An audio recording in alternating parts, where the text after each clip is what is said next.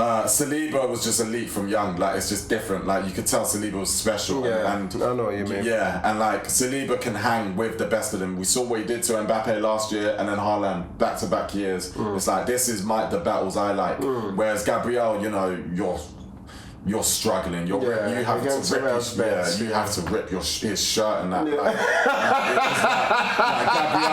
Gabriel, he was let's be real.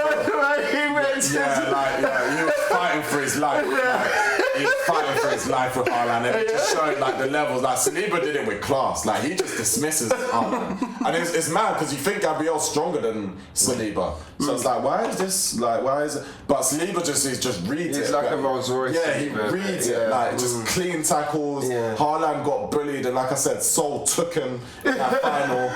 And you know, but Haaland today is like, okay, fuck, let me just go to Gabriel, and then bang, scores. Like, what's the drought he ended? Like a 10-game. Like, when last time I seen him score?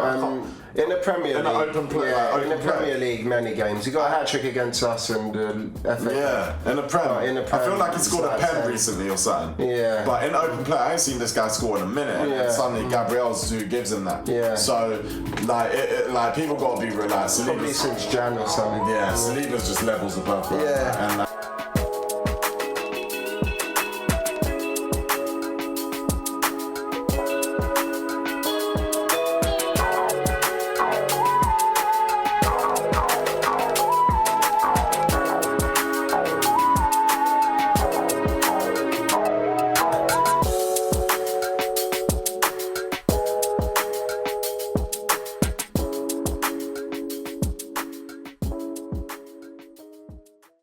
Okay, yes, we're back for another episode 18 of Minichats. I want to apologise for last episode 17. A lot of the video got lost.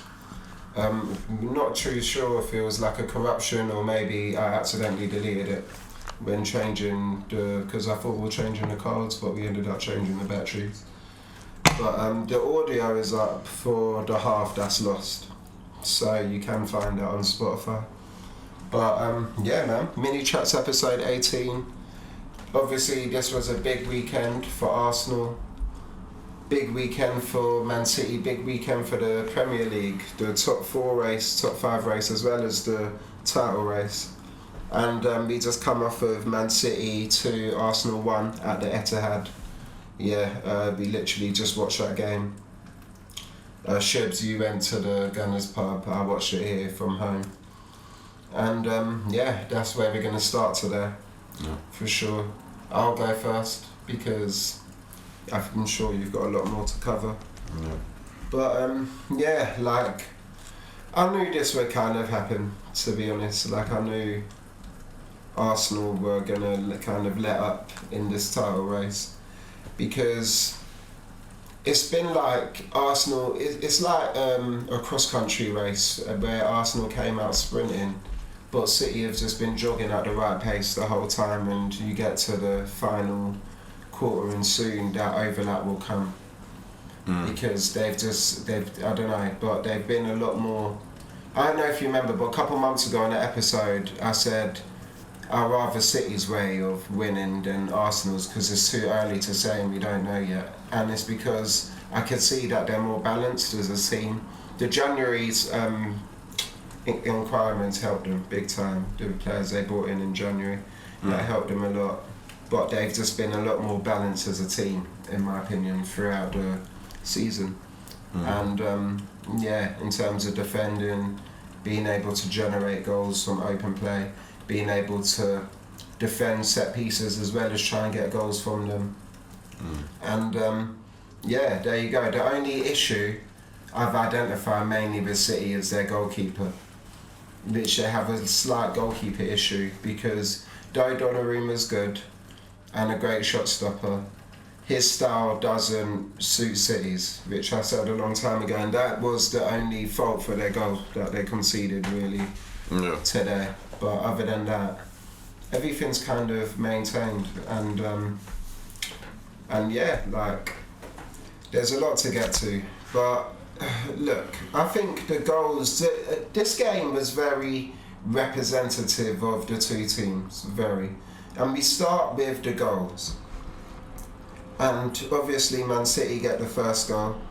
There was a few moments just before the goal where Cherki kind of waits Eze off the ball.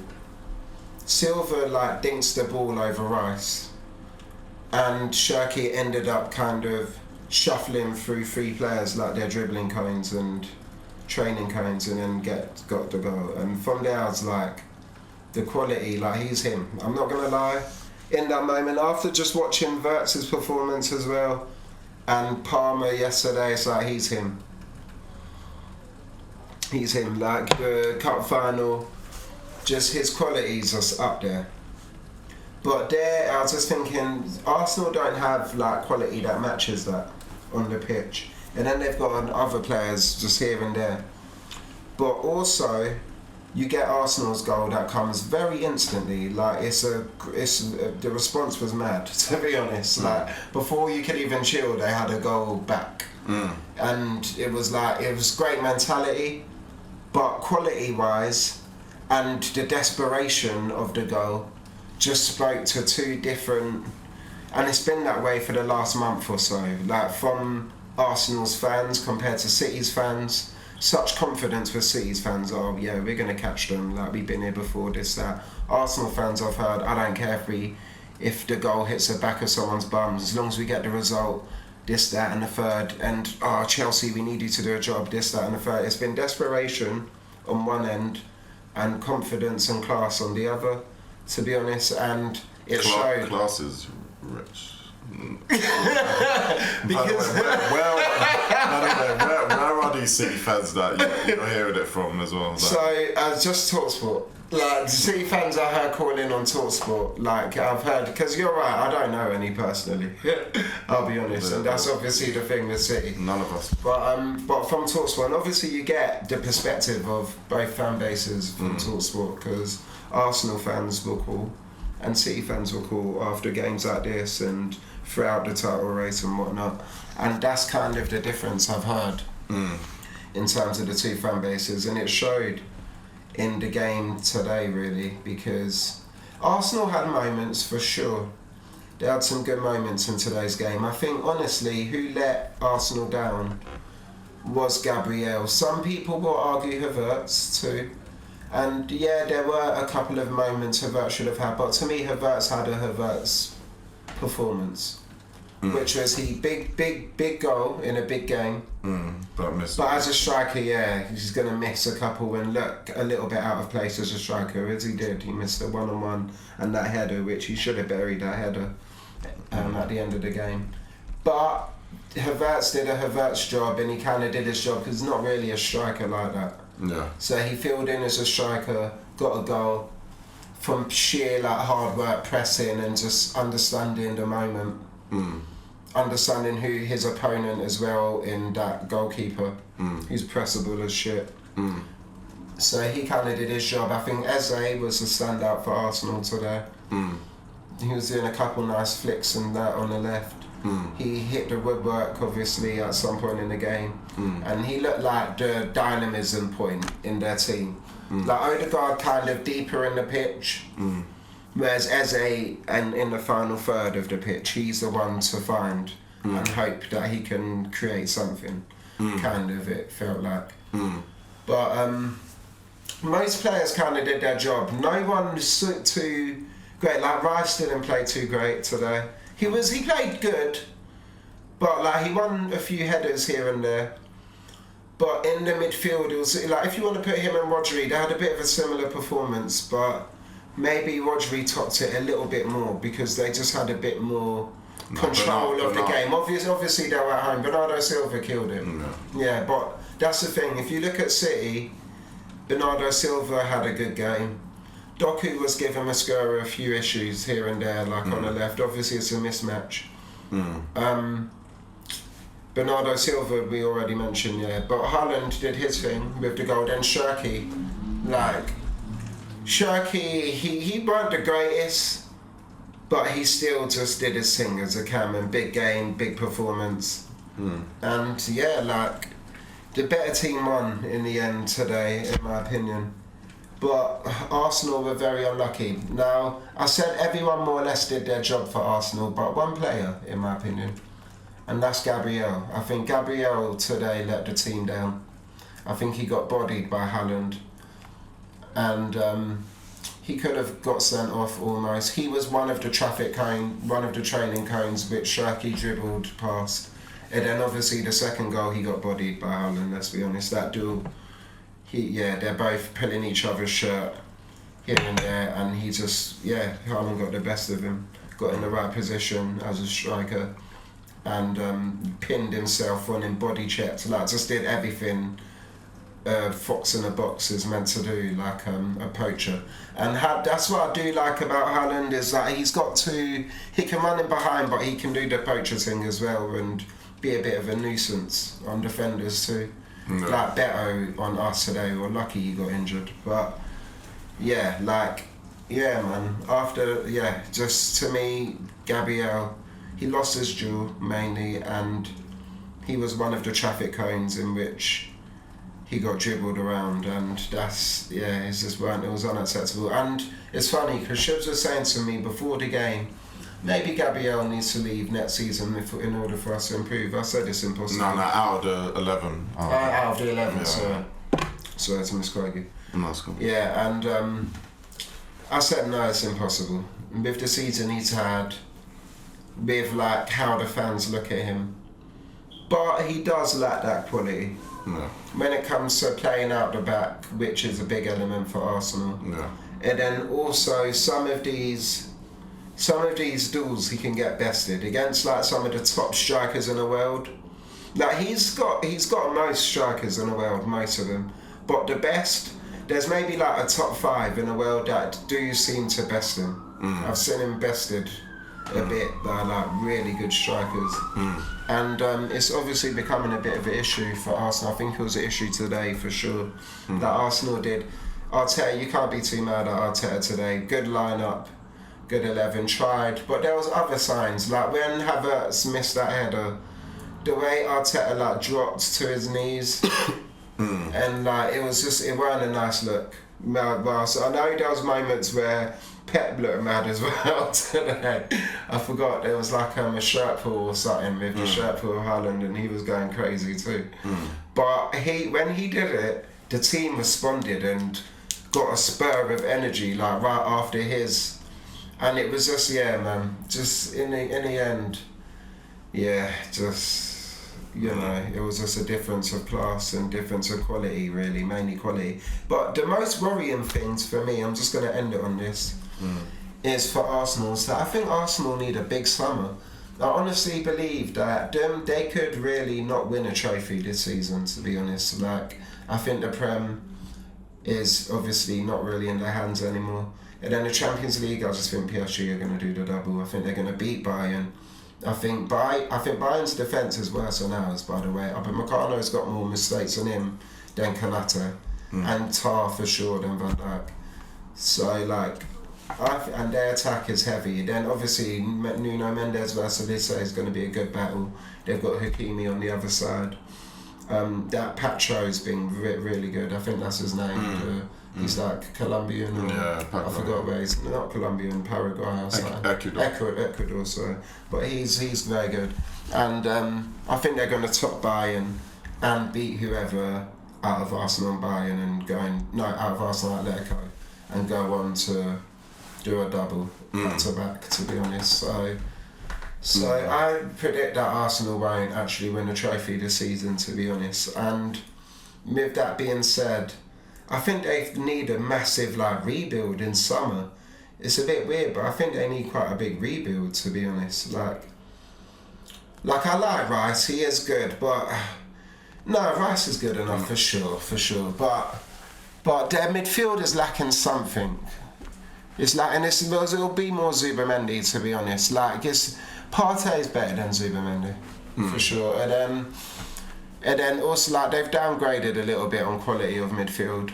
And also not only that, there's just the attacking thing. Because Eze, to me, the way he looked today, the left is future-wise is his position for Arsenal. That left cam kind of position wing where he can come inside.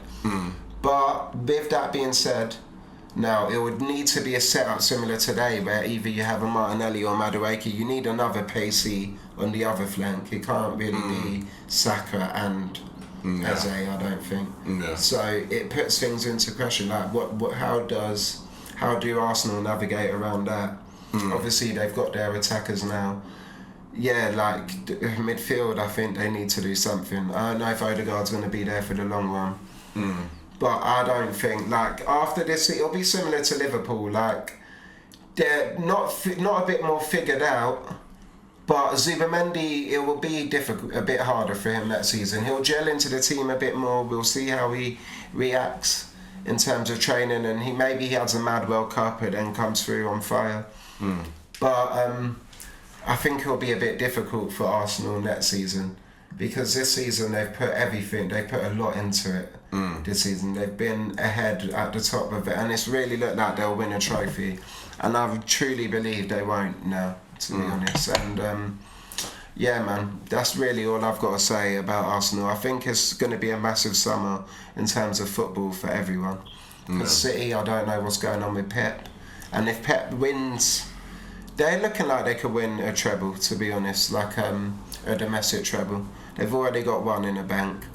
They're in pole position for another, for both of the others, to be honest. And yeah, like, I think Pep will definitely leave on a treble, because that's a great, maybe he wants to stay, but I don't know, I think he'll probably leave on a treble. And yeah, it kind of leaves things open for Chelsea. Need to do a big rebuild. If Man U get into the Champions League, they'll need to obviously add players. We don't know what's going on with Silva too. No, Fernandes, sorry. Silva's leaving City as well, so they'll need to rebuild. That's a big part. Liverpool obviously need to get pieces, but Arsenal seem to be in the same boat, in my opinion. So yeah, man, it's, you know, it'll be another big summer, big season next season, but it's going to be an exciting end to this one. But my money's on City, to be honest. Fair enough. Yeah, man, so I just want to quickly get into my points, because yeah, like, obviously when the 11 came out, like, I was actually very excited, because that's arguably like one of the best 11s I've seen in a while from Arteta, to be fair. Like, it was different. We've not gone with the Martinelli, Gyökeres, Madueke nonsense, like, all athletes in the front three. It's like more balanced, you know. You've got technical security with Eze on the flank.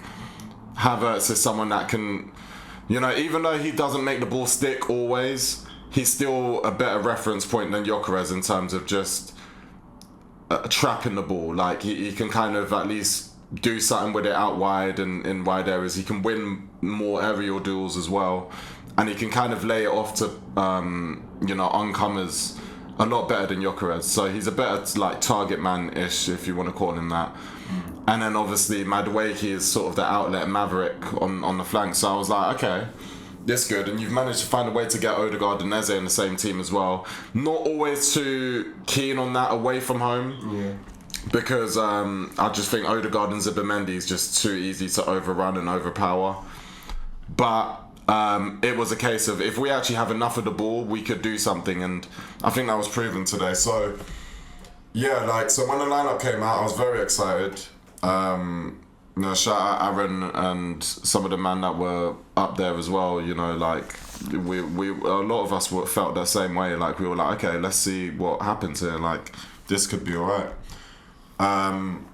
So then the game starts now, and I think we do alright. Like, I think we start the game with the right tempo. Actually, no, first couple minutes a bit nervy, a tiny bit nervy, but I do think, you know, once we kind of got a foothold, I was like, actually, this is alright. Like, we don't look too bad. Our build up is okay. Raya was making a few errors, and we need to figure out what's going on there now, because, you know, for all the stuff we were saying about Kepa, Raya started to look very dodgy on the ball in the build-up in the last couple games now, and that's becoming a bit of an issue now. Like, is this becoming sort of a team mental thing now, where, because what's going on? Like, Raya's usually very trustworthy as the extra man in the build-up, and, you know, he had that moment today where basically the Donnarumma mistake, he nearly made that first with Haaland. So, you know, we need to figure that out because, yeah, like I don't think he really had the greatest game. But it is what it is. Like Gabriel though, like sort of finishing off on your point with the Gabriel thing, like. Yeah, I do feel that way. I do feel that way in terms of I think Gabriel's days as a starter, if we want to get to the next level, should be numbered at the end of the day. Now that the goals from the set pieces have dried up now, you're starting to feel, oh, Gabriel's like not as useful as it was made out now. Like, because one thing that's annoying as well, like, he's not that aerially dominant. He's only aerially dominant offensively, but defensively, he doesn't win that many headers.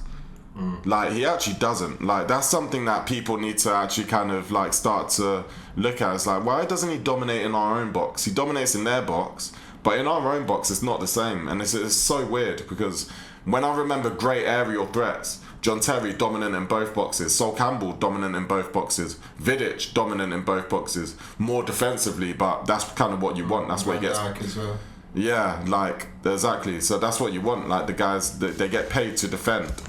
So, you know, like, if he's not really dominating aerially in our own box, and then, you know, on the floor as well, you saw what Cherki did, he had him on skates, twice actually as well, then, you know, it becomes a bit concerning. And it's like, should we look at Hikampie or Calafiori in that central back position? Because, you know, our build-up as well suffers a lot with Gabriel. Like, every team is now clocked onto give Gabriel the ball and press him, and that's our way in. Every team is doing that now. Gabriel gets a lot of time on the ball in the build-up now. If you notice, Saliba doesn't get as much time anymore. The right back doesn't. But they love that left side. Hikampie and Gabriel's overkill. Like, Gabriel got away with it a lot last season because Skelly was playing, and Skelly had a great season, and Skelly was coming into midfield and in that inverted role. And then basically we could skip Gabriel with ease, or Gabriel had him right there. That pivot six. Yeah, that pivot six. And like Zinchenko did that for Gabriel a lot over the years as well. So Gabriel's always got away with it. But now with Hikampie's prominent game time now, Gabriel's getting exposed for how much he lacks technically. It's bad. It's very bad. And it's actually becoming a way in for opposing teams. So I think now we have to look at that situation. Like, we do have to look at that closely, where it's like, obviously this season he's got to see it through, but is he defending well enough to overlook this build-up issue that we're having? I don't think he is right now. So I stand by, I think next season. How would you set up next season with the defenders you currently have? With just your back four? Like, Gabriel will obviously play some games, but when, like, I'm expecting us to, or even I want to say big games. I think for defence it needs to be kind of consistent, especially centre backs. Yeah. Like, how would you, with the defenders you currently have, Hikampie, let's say Hikampie signs on, Calafiori, Skelly. I think Hikampie's future centre. Who would be your back? I think Hikampie's future centre back. Okay, so LCB. Yeah, and left back, and Lewis Skelly. Okay, and I think Calafiori can rotate between the two, and obviously Gabriel in certain games can come on, or even as a sub. Okay. But when we're like holding on, Calafiori and Gabriel, you're the two off the bench, basically. Yeah, but like Calafiori's not even trustworthy to like you know. And obviously rotation as well. Yeah, rotation. But Gabriel, what do you mean about Calafiori? He's just not fit ever. Like, why is he not? Like, he was here just like a week ago. Like, where's it? Like last week? Where's he? Like, he just randomly just is unfit again. Like, he never has a consistent run, and I think, like, people that make plans with Calafiori as a starter, I think have to be a bit realistic with it. He's not good enough. Like, but off the bench rotation. Yeah, but like, if he's not, then maybe cash in. If he's not ever available, cash in maybe. Yeah, he's got links here to. Like, maybe just cash in because he's just never available. Like, he'll play one game and act crazy as like a strike, like. You know, like, it looked great, like him being like doing striker stuff, and then the next week it's just like, where's this guy? Like, what? We didn't see no injury in the game, so what happened? And he's just randomly not available. And I think maybe cash in on him because Skelly's lost a lot of minutes, and like, but he's solid and consistent and like available. So like, it's something that I think we've got to look into that, to be honest. I think let him. Like, maybe let Calafiori go. Offers. Yeah. Listen to offers and look at that situation close. But I think Hikampi's future is at centre back. I think because the thing is, even at left back, like Hikampi is also like very dodgy on the ball, but at centre back he's a bit more solid. Like the games he's played centre back this season, he's better than Gabriel. He's good enough on the ball for a centre back, exactly. Sure. And he's better than Gabriel by far. And he defends just as well. Like that block on Semenyo was superb when he threw his body. Like he's got the same South American passion that Gabriel has in defending duels and like shots and stuff. He's got a bit more cleaner though. Yeah. Even though he can be rough at times, he's got I think he's got higher IQ. So like he will foul not in the box or close to the box if he is going to foul. And then his tackles are a bit clean. They're rough, but he does get the ball. Like quite a bit. Yeah, exactly. Like they're rough. In today's game it's risky because sometimes even when you get the ball, if it's too rough day. Like when I was young, early 2000s, as long as you get the ball, you're good. That's all that matters, yeah. He's old school. But this is what I was saying, like in the final when people were saying, Semenyo this, I said it was the yellow card. But what did Semenyo do today on his own home? Nothing. Did fuck all. Like, Hikambi bullied him. Like, that's what I mean. Semenyo is getting overrated as well, like, because of all this shit about, if we sign him back. He's actually... Like, if he was in our system, he would kind of look like Noni is looking as well, by the way. Like, he's not special like that. He's good. He's a good player, but he's not this game changer. I think we're in the same position if he signed for us, to be honest. He Hikambi bodied him, like, bullied him like a fucking dog. So, that's what and I was saying in the final, because people were saying, but what Semenyo did to Hikambi. I said, it's the yellow card, that's it. That's literally it. Like, but it does show he's better than Doku though, because Doku had Mosquera on a yellow for a long time and did Mosquera was alright. I think Mosquera could have actually. We were saying, a lot of us were saying, maybe make a change with Mosquera just in case. But I think Mosquera would have got away with finishing that game with Doku did. Doku was causing problems though. I put that ball in though. Yeah. Not Trossard. Oh no, exactly. Trossard. Yeah. Ben White didn't really do it. There was one ball he put in though, right? Like over the top, maybe. Ben White wasn't like. I think Ben White's done. To be fair, like he's just done. I think. Ben White. It happened. Like, rest in peace, Southampton away. Yeah, Ben White. That's the end. That was the end of his time. I think after that performance, I think Ben White can't be trusted. To be fair, but like obviously he was gonna come on.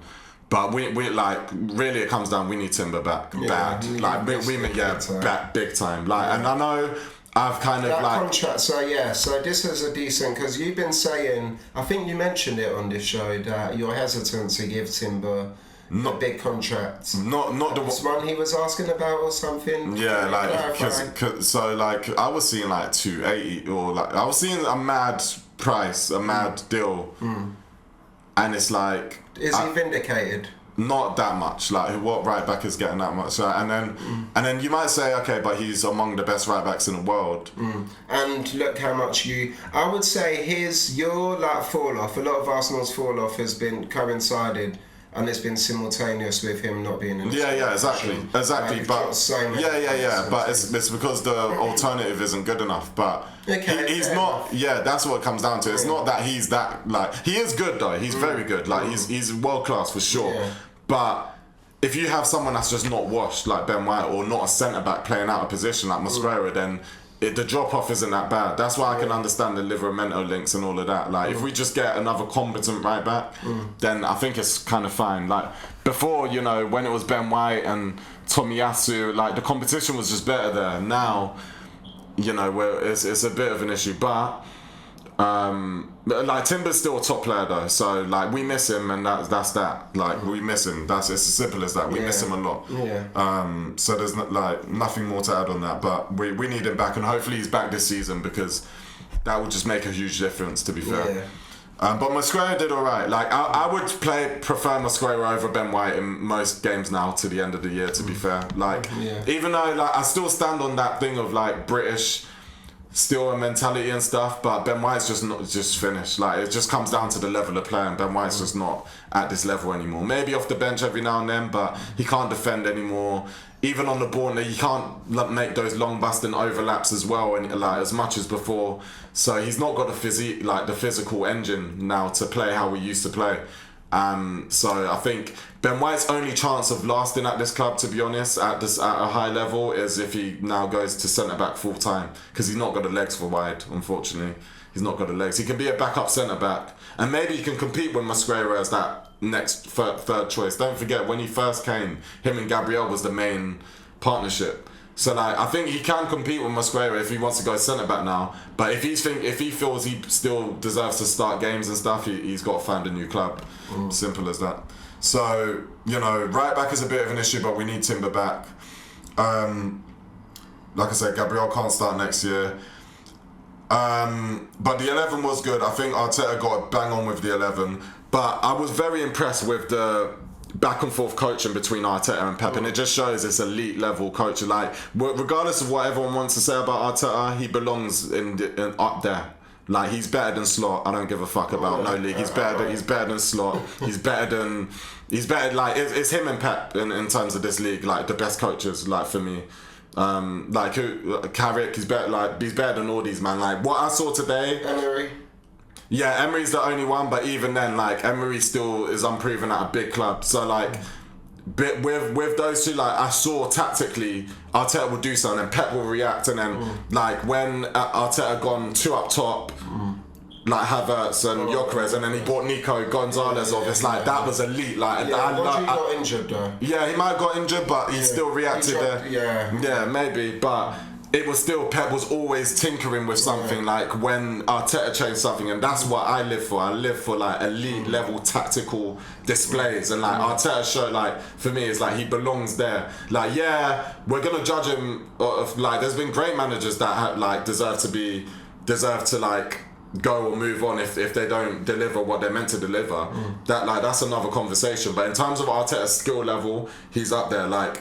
And like, but he's just been, I don't know what's been going on with him in terms of like being blindfolded by the selections lately. Like, the selections is what has let him down. When I said to him, where's this? I disagree with that a little bit. Like, I agree to a T, but I disagree with what you're saying about Arteta being up there. As I think I didn't say Pep level though. No, like, but you're saying your 2 Prem ones that are up there. So he's better in the Prem. So he's better. So as I said, Emery as well. Yeah. Didn't happen for him. I'm not actually gonna slander Emery. I love Emery. Let me not do that. You know what it is? I think it's more of a Spanish thing, honestly. Like, I think every Spanish coach has like tacticianship. Remember you had Rafa Benitez, right?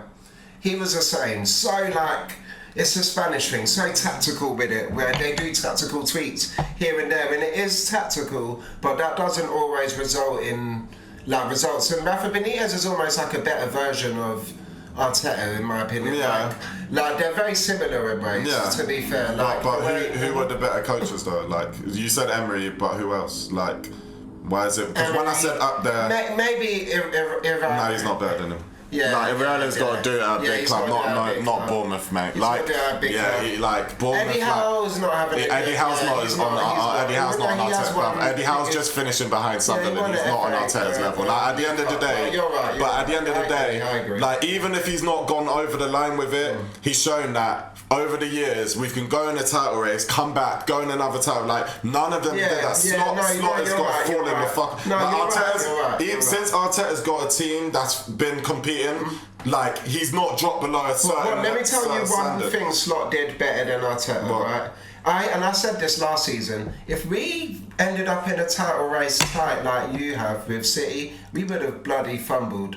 But Slot was good at getting it over the line early. It was Salah. It comes down Salah just left earth. It comes down Salah left earth. Slot didn't have to do it. I'm not going to completely deny that. Yeah. To be honest. There's nothing. That's what happened. Yeah. That's what happened. Okay. Like, Salah's been shit this year, and Slot's been shown who he is. Like, that's what it comes down to. Salah left earth, and that's, if we had a player that could do that, we're running away with it this year too. Yeah. Like, look at all our stats. Like, our highest goal scorers, Gyökeres, didn't even start in the title race. Like, title decider. Probably the biggest game game of the last 10 years. Yeah, no, that's a that's the real. That's the facts. That's the facts. Yeah, I don't like. Yeah. No disrespect to Slot. Yeah, no disrespect to Slot. But he just sat back, used Klopp's team, and just said Salah and Inshallah. That's it. Like, he just like Salah basically. Had Trent.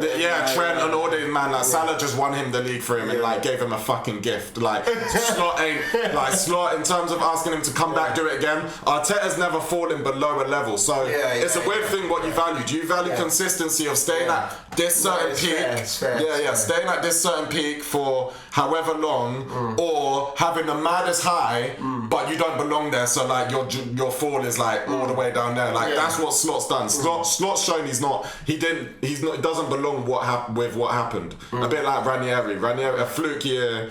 But Yazell was way above him. Slot couldn't believe his eyes when he just landed the title. He was like, oh goodness, like what? So like, but Arteta's kept us top two.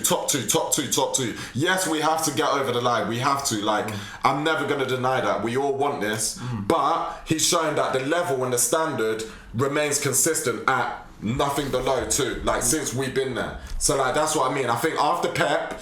Like because everyone makes the jokes. Top 2, second again, But if we're second, how is Arteta not second best then? Yeah. How is he not second best if all you do is finish second? No. So that's what I mean. Like, it's a very fair. Yeah, like I think he's just that level. Like he probably you're right. He probably is, to be honest. So like when Arteta does so when I was watching that game, I was seeing 2 elite tacticians. Like don't get me wrong, Pep will always have it above him because that's just his dad. He fathered him. He scored him. He'll just always have that edge on him. That's just like how it goes, man. Like it's unfortunate, but Arteta will never. That's why Arteta does deserve a chance again when Pep's gone, because Arteta has a chance to dominate the league, but it's just Pep just has this thing over Arteta that even he can't help. So that's fair. That's that. But that's how I feel. Like so you're not Arteta out then. No, I've never been Arteta. I said that, like the closest I come, I said I just won't argue with people that are. But I still trust Arteta, and like I think he's doing well. But there's a lot of things that have to change. And why did it take this long for us to pick an 11 this balanced? Like when I said that over there,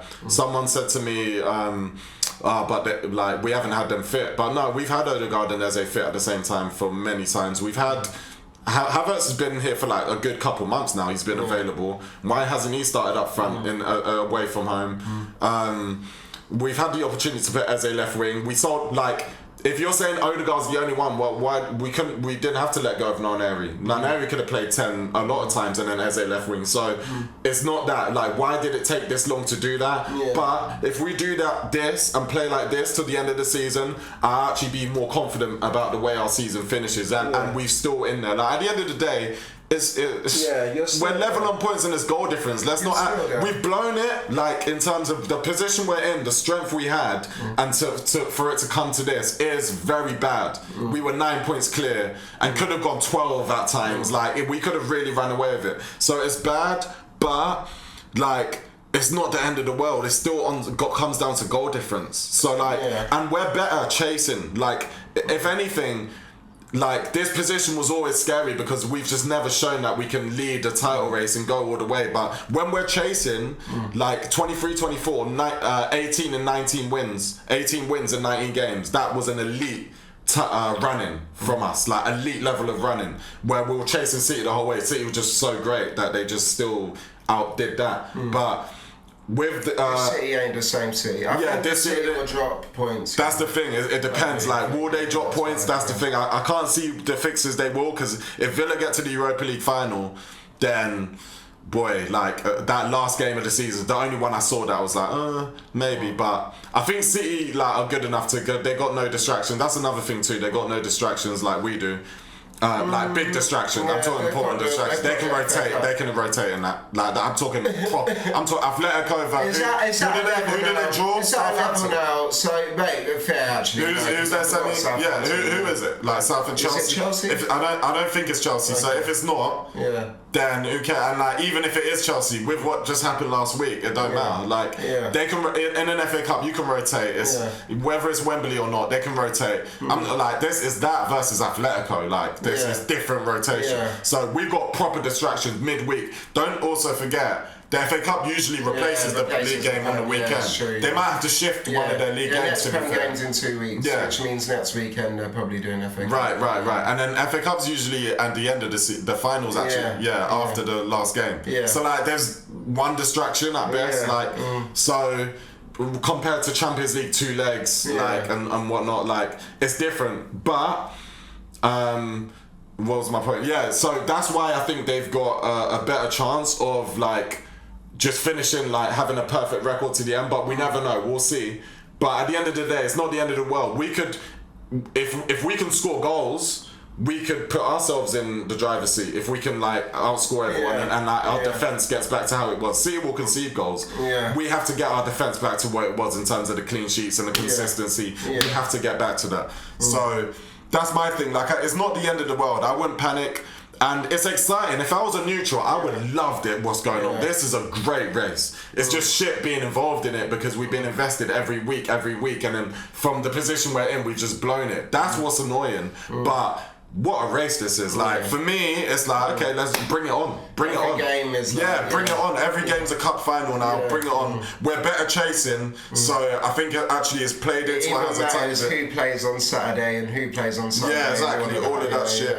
All of that shit. But like, you know, I still stand at like the Gabriel thing, that's got to change. Like, because one thing as well, forget the tactic of. But are you confident you won't drop points for the rest of this? I think season? as chasers now, as chasers now, no. Like this is the position we've always been best in. The problem is it shouldn't be this way anymore. It shouldn't be this way anymore. Like we should now be able to lead a race, but as chasers, nah. I think this is where this is what's made us, if you want to call it success, in terms of finishing second. And whenever we've been behind City, we've been chasing well. But that won't last long because if we have to games in 2 weeks, which means I think there's. No, they play like Wednesday. Oh actually that matches up your games. But then you will have a game. They'll have a game in hand again because of the FA Cup. I think, if I'm not mistaken. But maybe I have to double check. I mean, they're gonna smash Burnley. That could be 10. So they could make the goal difference mad, even in that game. To be fair, which I'm banking on them to do. But if they don't, it comes down to goal difference. But let's not. I think there'll be lead changes though. I don't think it's a straight chase. Like. There'll be moments where you play first. Yeah, for like 24 hours. Or maybe for a week. Sometimes, and those are the ones where you know you can't drop it. Like, it'll be alright for the neutrals. It'll be good. But it could be chasing in terms of City will be looked at as the favourites. Both of us on level points. They're looked as the favourites. Mentally. And because they're looked as the favourites, it takes the pressure off. Now it's still bad. We're still wanting to be in this position, but we just need to stumble to one. Like that's why I'm not mad at if he scores off his ass, blah blah blah. We just need to stumble to one before we can really. It's because it's a mental thing at this point. It's not quality. It's not even tactics like people are saying. It's a mental thing, bro. Like the same. We're losing in the same way that we were losing under Wenger. We were losing under Emery. Another thing as well is. One thing I've noticed as well, forget the tactic of letting Gabriel have the most possession in the build-up and using him as a pressing trigger. Haaland started a game against Saliba, and it was like, okay, he wants it back in blood after what Saliba did to him in the League Cup final, destroyed him and took his soul away. Saliba destroyed him.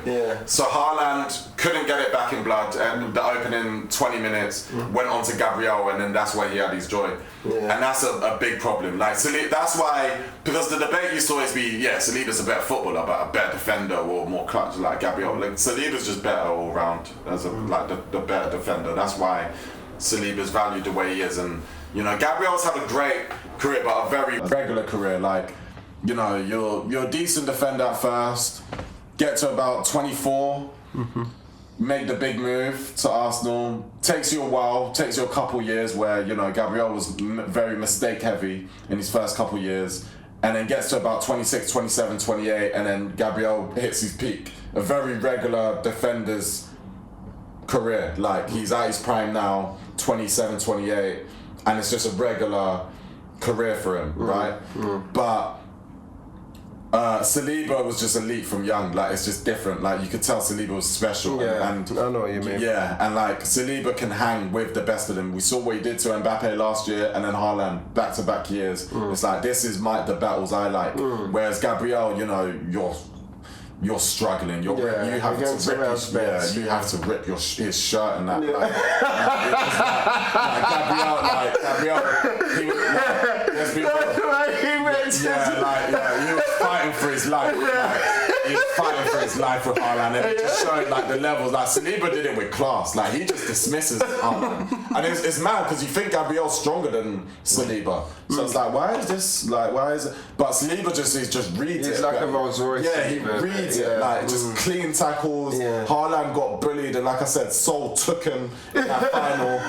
And you know, but Haaland today is like, okay, fuck, let me just go to Gabriel, and then bang, scores. Like, what's the drought he ended? Like a 10-game. Like, when last time I seen him score? In the Premier League, open play, in the Premier League, many games. He got a hat trick against us and FA. Yeah, in the Prem. I feel like he scored a pen recently or something. Yeah. But in open play, I ain't seen this guy score in a minute, and suddenly Gabriel's who gives him that. Yeah. So like people gotta be real. Like, probably since Jan or something. Yeah, Saliba's just levels above. Bro. Yeah. And I think Gabriel as well. Like, I think Gabriel, we're getting to the stage of Gabriel might not even be starter worthy for that long anymore, like beyond this season, to be honest. Let's explore the Hikampié at centre back and whatnot, because I think Hikampié is just as passionate as a defender, just as physical, but it gives us something different at left back too. Like, now we can get one of our better build-up players at the left, which kind of Fury and Lewis Skelly. I don't mind who. Nah, for me, Skelly's better, but in terms of the build-up, it doesn't suffer with any of those two. But I think Gabriel and Hikampié as a pair, the build-up's too bad on that. You hate when the ball goes over there. Yeah. I just hate it. Yeah, just hate it. It's alarming. Yeah, like, you just hate it. Yeah, it's bad. So that's that. But just one thing in regards to the game and the context of the game, I think the Eze sub was a mistake from Arteta. Like, a mistake. Yeah. I think he was just starting to cook. He just hit the post. He was just heating up. And I think, don't get me wrong, he had to get Trossard. He had to get Trossard on, and Trossard is good off the bench. But for me, Odegaard's just come back from, like, he's been out for like a minute. Like, put Eze back in the middle and maybe. And Odegaard had a good game, so I really don't want to like go in on him. But like, in terms of a goal threat, you just trust Eze to do something more than Odegaard will. And so like, Odegaard's fantastic in the build up and did Zubimendi's job for him. Again, like, what, you know, like, Zubimendi was alright, so he wasn't at fault for anything. So let me know. But Odegaard was doing Zubimendi's job. Like, what we were expecting. He was coming deep. Yeah, he was coming deep, splitting the defenders, and he was building up. And it's like, I thought this was Zubi. And then Eze was kind of trying to do exactly. Up top. Exactly, and like, that's why I think if we go with this 11 finishing off the season now, I think we could really do, like, we can have a perfect run because now you saw Odegaard's taking care of the build up, and then Eze is now dropping into that role. And then Hikampié had a lot of space. That's the most space I've seen. It's just a shame he can do nothing with it, but it's the most space I've seen a left back have. But against the other teams, I think Hikampié will be more than fine. He's got a great cross on him. It's just the technical stuff in tight spaces is the problem. But if Hikampié gets that type of space against the rest of the teams we have to face now, I think we will have something going. So I think let's try with this lineup now going forward, and this gives us something to be more positive about. Like, Havertz, you know, over Gyökeres is just by far a better option, especially in a big game. Like, and don't get me wrong, Havertz, you can blame him for a lot. Like, you can say basically he kind of cost us the win if you want it to be, and I don't think that would be harsh. But at the end of the day, he scored a goal, which was kind of a gift, but he's got to work for that goal, to be fair. So give him that. But then the two chances he misses, man, like, come on, bro. Like, I can't believe, like, we can't skip around the conversation. I think he misses a one-on-one, and it's a great pass from Odegaard. And then he misses that header. The header's difficult a bit, but a one-on-one, he should have scored that. Because someone was even trying to say, but he was should have gone for goal. No, that it was running away from Havertz, because Havertz has to kind of go to that side and then swing his foot at it. But if you're a top striker, you just finish that. Simple as that. and it's funny because he's finished a lot of goals like that before. Yeah, as well. But it's funny because Havertz's chances, like Gyökeres would actually finish that. Just Gyökeres is never good enough to get in the situation to get those chances. That's what's so annoying about it. But like Gyökeres can't be starting no more though. I'm glad Havertz started, and I think if we get those type of games from the team as a whole, I think Havertz starts moving forward. I thought Martinelli was good off the bench as well on the right wing too. Last question. Making runs. Last question. When is Saka back, and is he returning in the season? I have no idea. I think it'll be this season, but I have no idea, to be honest. Because with this 11, obviously, which is preferable for you, when he's back, that might throw a spanner in the works. I mean, what you could do is you could also just make the 9 an outlet. Okay. Yeah, like Martinelli or something. Yeah, he won't do that though. But I mean, Gyökeres can run him back, but I've not seen Saka, Eze, and Gyökeres as a front three though. Yeah, fair. And Gyökeres could stretch the game a bit. I'm still not sure though. Havertz could as well, but. Yeah, it's very imbalanced, but I don't really look at Saka as like indispensable anymore. So he can get rotation too. To be fair, like we miss him on the flank though, like for sure. Because I feel like we do. Missed. Yeah, but not like costly, but like because he was there in the League Cup final when we were trash. So like it's not like.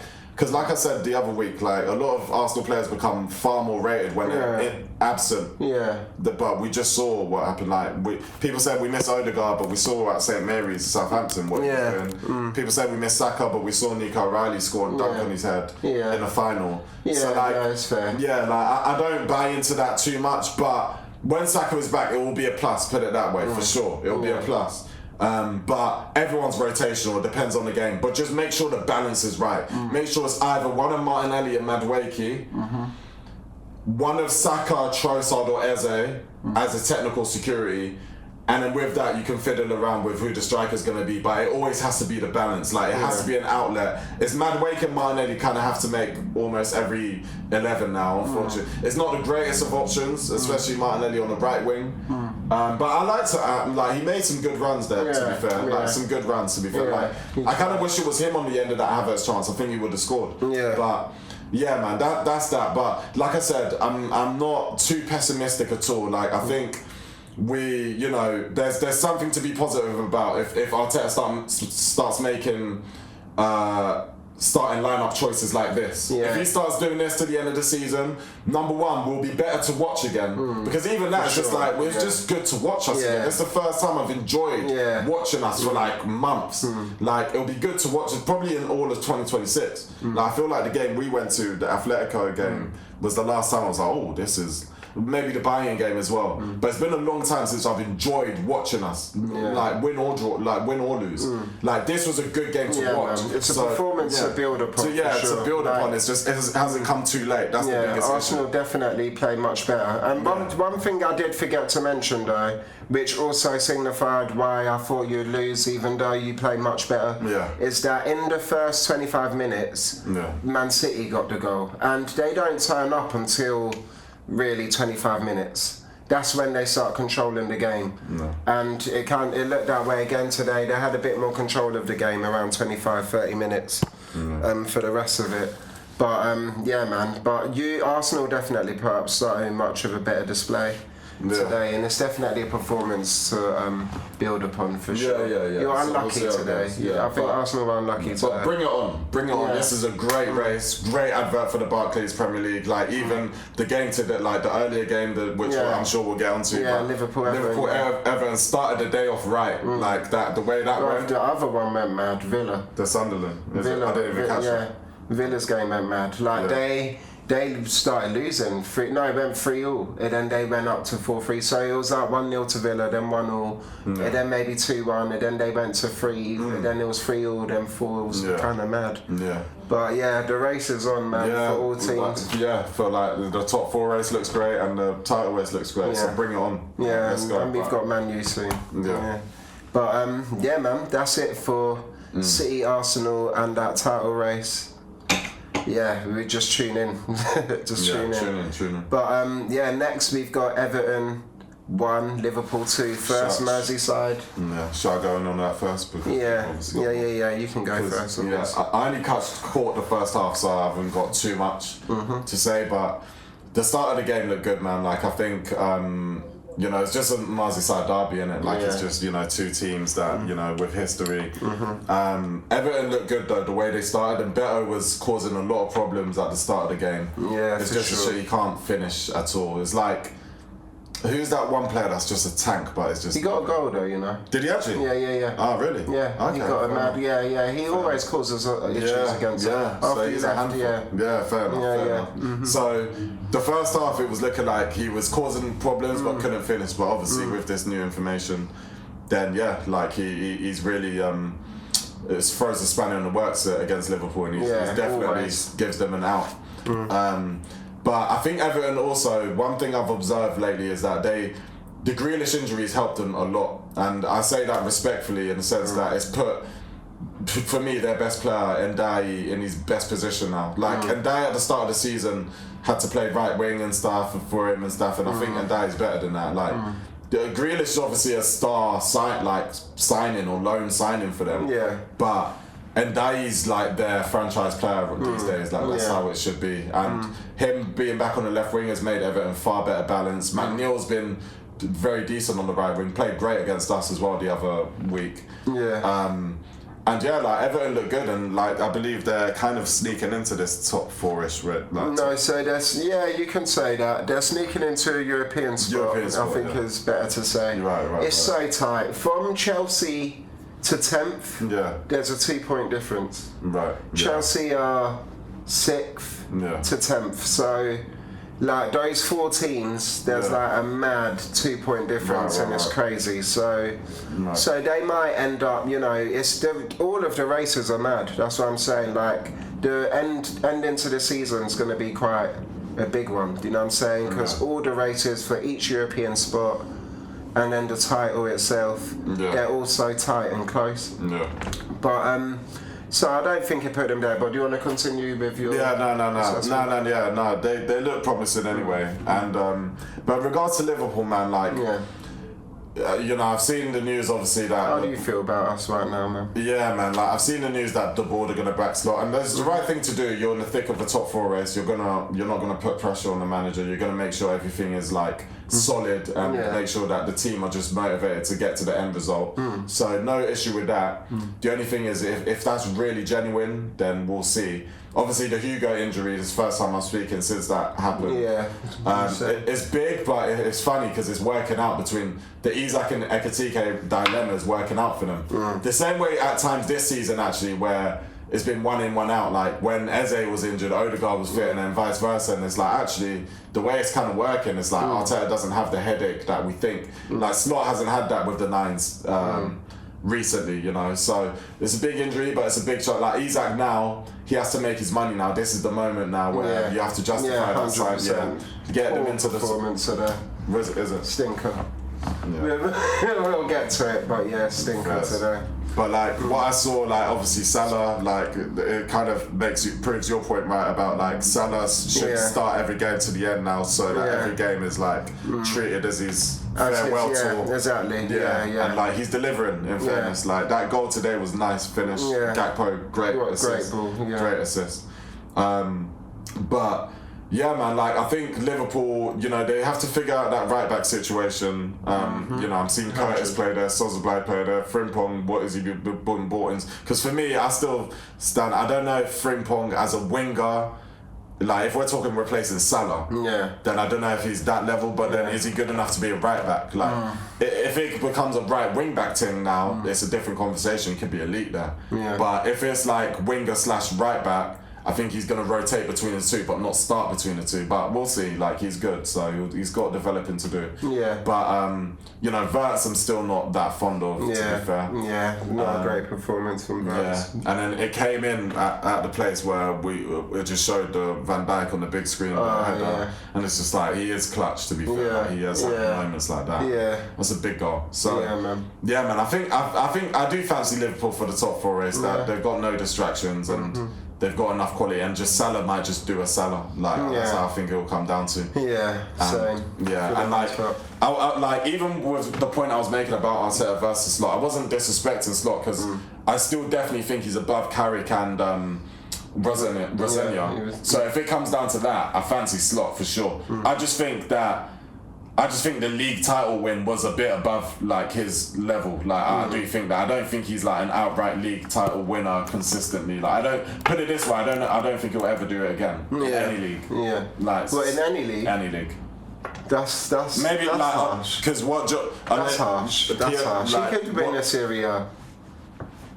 He'll have to go to the he'll have to go there and he'll do it if he gets like the best team in a one-team league, so like Bayern and PSG. But if it's like Serie A's kind of level, like exactly. That's I don't what think he'll do it. I think he could. I think he'll be able to. I don't think because like that league is slow, like tactical. His match suits in La Liga. Suits his style. Like the Prem is very like intense for his style, but a slower league. He like is good. He thrives in those type of games. I can't lie. Like slow paced. But PSG was like build up and he was out of his depth in the PSG game. That's that type of football. Like that PSG plays slow build up. Yeah, but I wouldn't say it's quite the same as Italy, the way Serie A teams play. Like PSG's quality is so high. Like they are slower, but it's not as the quality isn't as high. It's not as pinpoint in accuracy and as like the quality in terms of getting out of trouble and turns and stuff isn't as high quality as PSG. Like they do everything to a very high quality. Even when you look at like Nuno Mendes, Hakimi, like just little things like turns. If you've got two on you, you're being double teamed and you need to turn out of trouble. Little details like that, everyone's like capable. Like in their 11, almost everyone's capable. I mean, who's the best coach in Serie A? Probably like Conte or something. I can't see him outdo. Yeah, Conte for sure. I can't see him win a league over Conte. Yeah, Conte for sure. Like, but it maybe but for me, it would have to happen like if he landed Bayern, for example. Company, and I think Company is very talented. Yeah, exactly. Yeah. Like in those, if it's like La Liga or Serie A, and he doesn't get. Like if he got Real Madrid in La Liga, I don't think he'll win that. And I think if he got any of the Serie A teams, and with Conte staying at his club, I don't know if he'll win that. It'll take him a while anyway. Yeah. But like I still think he's a good. Like I'm not gonna disrespect him and put him anywhere near Rosenia and Carrick's level. Those are two rookies. So I'm not gonna do that. But like so that being said, I think Slot should definitely have enough to finish off this top four race and make sure, and the quality is there to make sure that Liverpool end up in the top 4 or 5, whatever it is. Automatic qualification.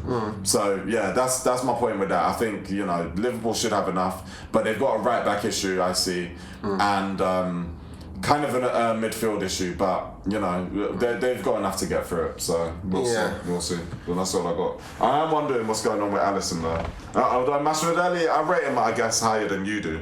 But you watch him more than me. But I thought he made one great save earlier. Yeah, he made some decent saves. It's just sweeping his ball. Yeah, how I feel about Masvidal is that he's an okay shot stopper, but his level of shot stopping doesn't justify enough how bad he is on in terms of as a sweeper keeper or on the ball, like with his feet. He just needs to blast it with his left foot aimlessly. But because we rely a lot in that build up, especially with Slot and the keeper kind of being involved, and with Alisson's style for years, he doesn't his game and his shot stopping isn't justifiable enough, in my opinion, to start as our number one. But we start with our starting lineup, which was obviously it's another little tweak with Jones at right back, but we've got Robertson left back, which I was happy with. Obviously the two Van Dijk and right back Jones. In the midfield, Szoboszlai Gravenberch, which is a bit interesting. By the way, is this Szoboszlai's best position for you? Deeper. For me, this is where his future is at. We'll get into that, but I think Gravenberch and Szoboszlai are 8s. I honestly believe we've misprofiled a few players. I think McAllister's actually... I'm not going to say McAllister's a 10, but out of Gravenberch, Szoboszlai and McAllister, he's best advanced out of all three of them. Even winning the league in that position, though. Yeah, I know he won a league in the 8th position, and I get that. Like, for years, to be fair, last 2 seasons he was amazing as an 8. To be fair, like last 2 seasons, we can't lie about that. But physicality, just this season, he's just been dominated and been off it a lot. Like, he's just spent so much time on the floor this season, so much, and like. Yeah, I think I just don't like him being the last line of defence before the defenders. Right. I think he's not secure enough. But anyway, we started with Gravenberch and Soboslai in the midfield. Wirtz as Cam. On the left, Gakpo. On the right, Salah, and up top, Isak. Now, we start with the attack. Gakpo had a great game, and I weren't too mad at Gakpo starting on this occasion. Maybe I would have preferred Rio, but I weren't mad at Gakpo because he did play well in PSG. That second leg, he played well in that game, and we know Slot loves him. He played well in that match. Ekitike's gone down with a mad injury. So, you know, like, I weren't too mad. Just follow him from momentum. But I do believe that Isak was the worst out of the front three today. Like, Gakpo, obviously, he had that moment with the great pass for Salah. Another moment where he almost scored. He dragged it to the left of the post a little bit. But Isak couldn't do anything. And he got a one-on-one chance where he was offside. But other than that, his movement, like, he just kept getting bodied. Like, he kept getting shoulder checked onto the ground in every scenario. He couldn't really one-on-one get it past the last defender to land himself in a one-on-one situation. And then there was one amazing pass that I forgot who late teed it off for him. It was either Salah, maybe Salah, Gakpo or Wirtz. I forgot exactly who it was. Yeah, I forgot, but he just didn't take the chance, and it was like, he just looked a bit off it today. And it's big shoes he is going to have to fill. That's the thing, is that maybe it works in his favour, but there's a lot of pressure on him now. Because Ekitike don't get it twisted, it was getting a little bit flat in terms of form for Ekitike, but he's had an amazing debut season, to be honest, for us, especially expected to be a backup striker. So your expectation of being the highest value transfer and this, that... Let me ask you something though, if you feel that way. Why has Ekitike had an amazing debut season and Gyökeres hasn't, and Gyökeres has more goals? What, Gyökeres has had more goals than Ekitike? I think now, purely based on expectations. So when I just said that Ekitike was brought in expected to be a backup striker. What about price tag though? Because any other team, he 70 costs mil more. is not You're right, backup. he costs more than Gyökeres. 70 mil is not back up any other situation. True, but we know that, like, because obviously we got 2 strikers. When we got Isak, he was getting benched and stuff. Like, low-key, it was kind of... Because every scenario is nuanced. So I understand that he costs more than Gyökeres. And remember, he came in like a whole month before Isak. Like, you didn't have Isak. Isak wasn't like guaranteed coming in. By the point you got Ekitike, it was looking like this is going to be our main striker going forward. You obviously linked with Isak there. But that wasn't, with the way Newcastle were moving, that wasn't guaranteed. So 70 mil was like, okay, this is our starter. Like, the expectations should still be high at whatever price he was. But it costs more than Gyökeres. He has less goals. He's better to watch, obviously, but why is Gyökeres a flop, disgrace, and Ekitike's... Well, mainly comes down to just expectation, man. Like, Gyökeres was brought in to be a final piece, final missing piece to the system, and your main guy, no competition. Like, Ekitike has come into, obviously he's come into a league winning team, so you could say what you could say with that. But he's been Liverpool's best attacker this season, and barring that, we've had a very flat attack. Is that a good thing?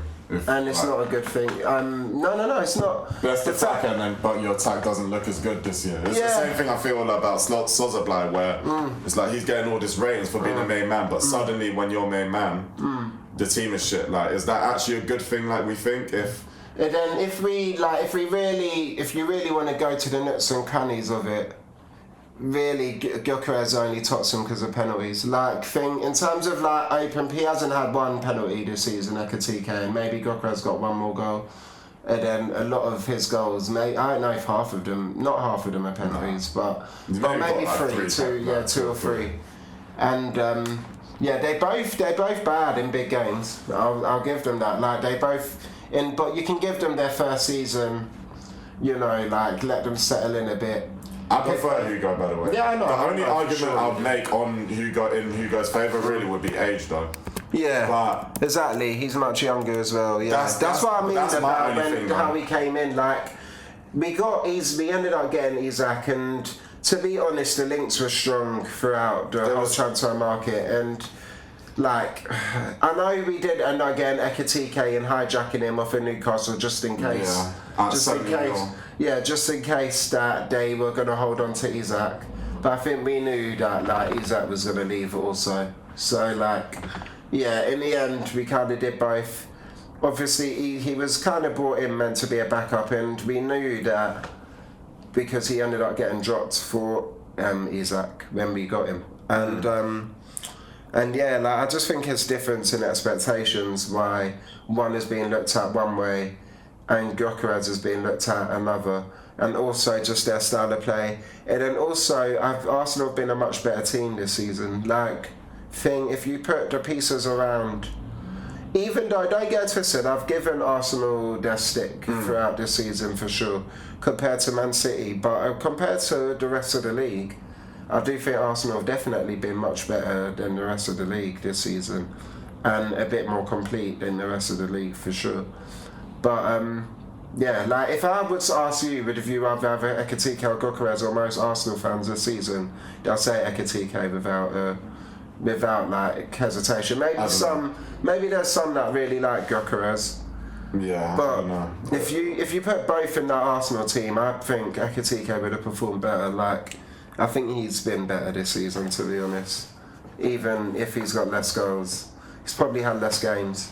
Actually, Gyökeres been dropped for a few similar to Isak too. And I don't know, like, I don't know, like, because we've got a lot of Hugo's profile. He's the best one of them, but in terms of he drops a lot. And we would have no penalty box striker. And Before Gyökeres came, it was only Nketiah that gave us. But Gyökeres, in his defence, he does give us that penalty box presence. Where Everton was the best example of that, where we couldn't break that deep block down. And then he just hangs in a box. And Ekitike, you always complain about everything that he never is in the box. Yeah. He comes deep a lot. So I don't know, like, because I've been kind of looking at Hugo a bit funny recently. Like, actually, like he's good, he's great on his day, but actually, he's got. I think it's more of an attitude. Yeah, it's not like it was looked like.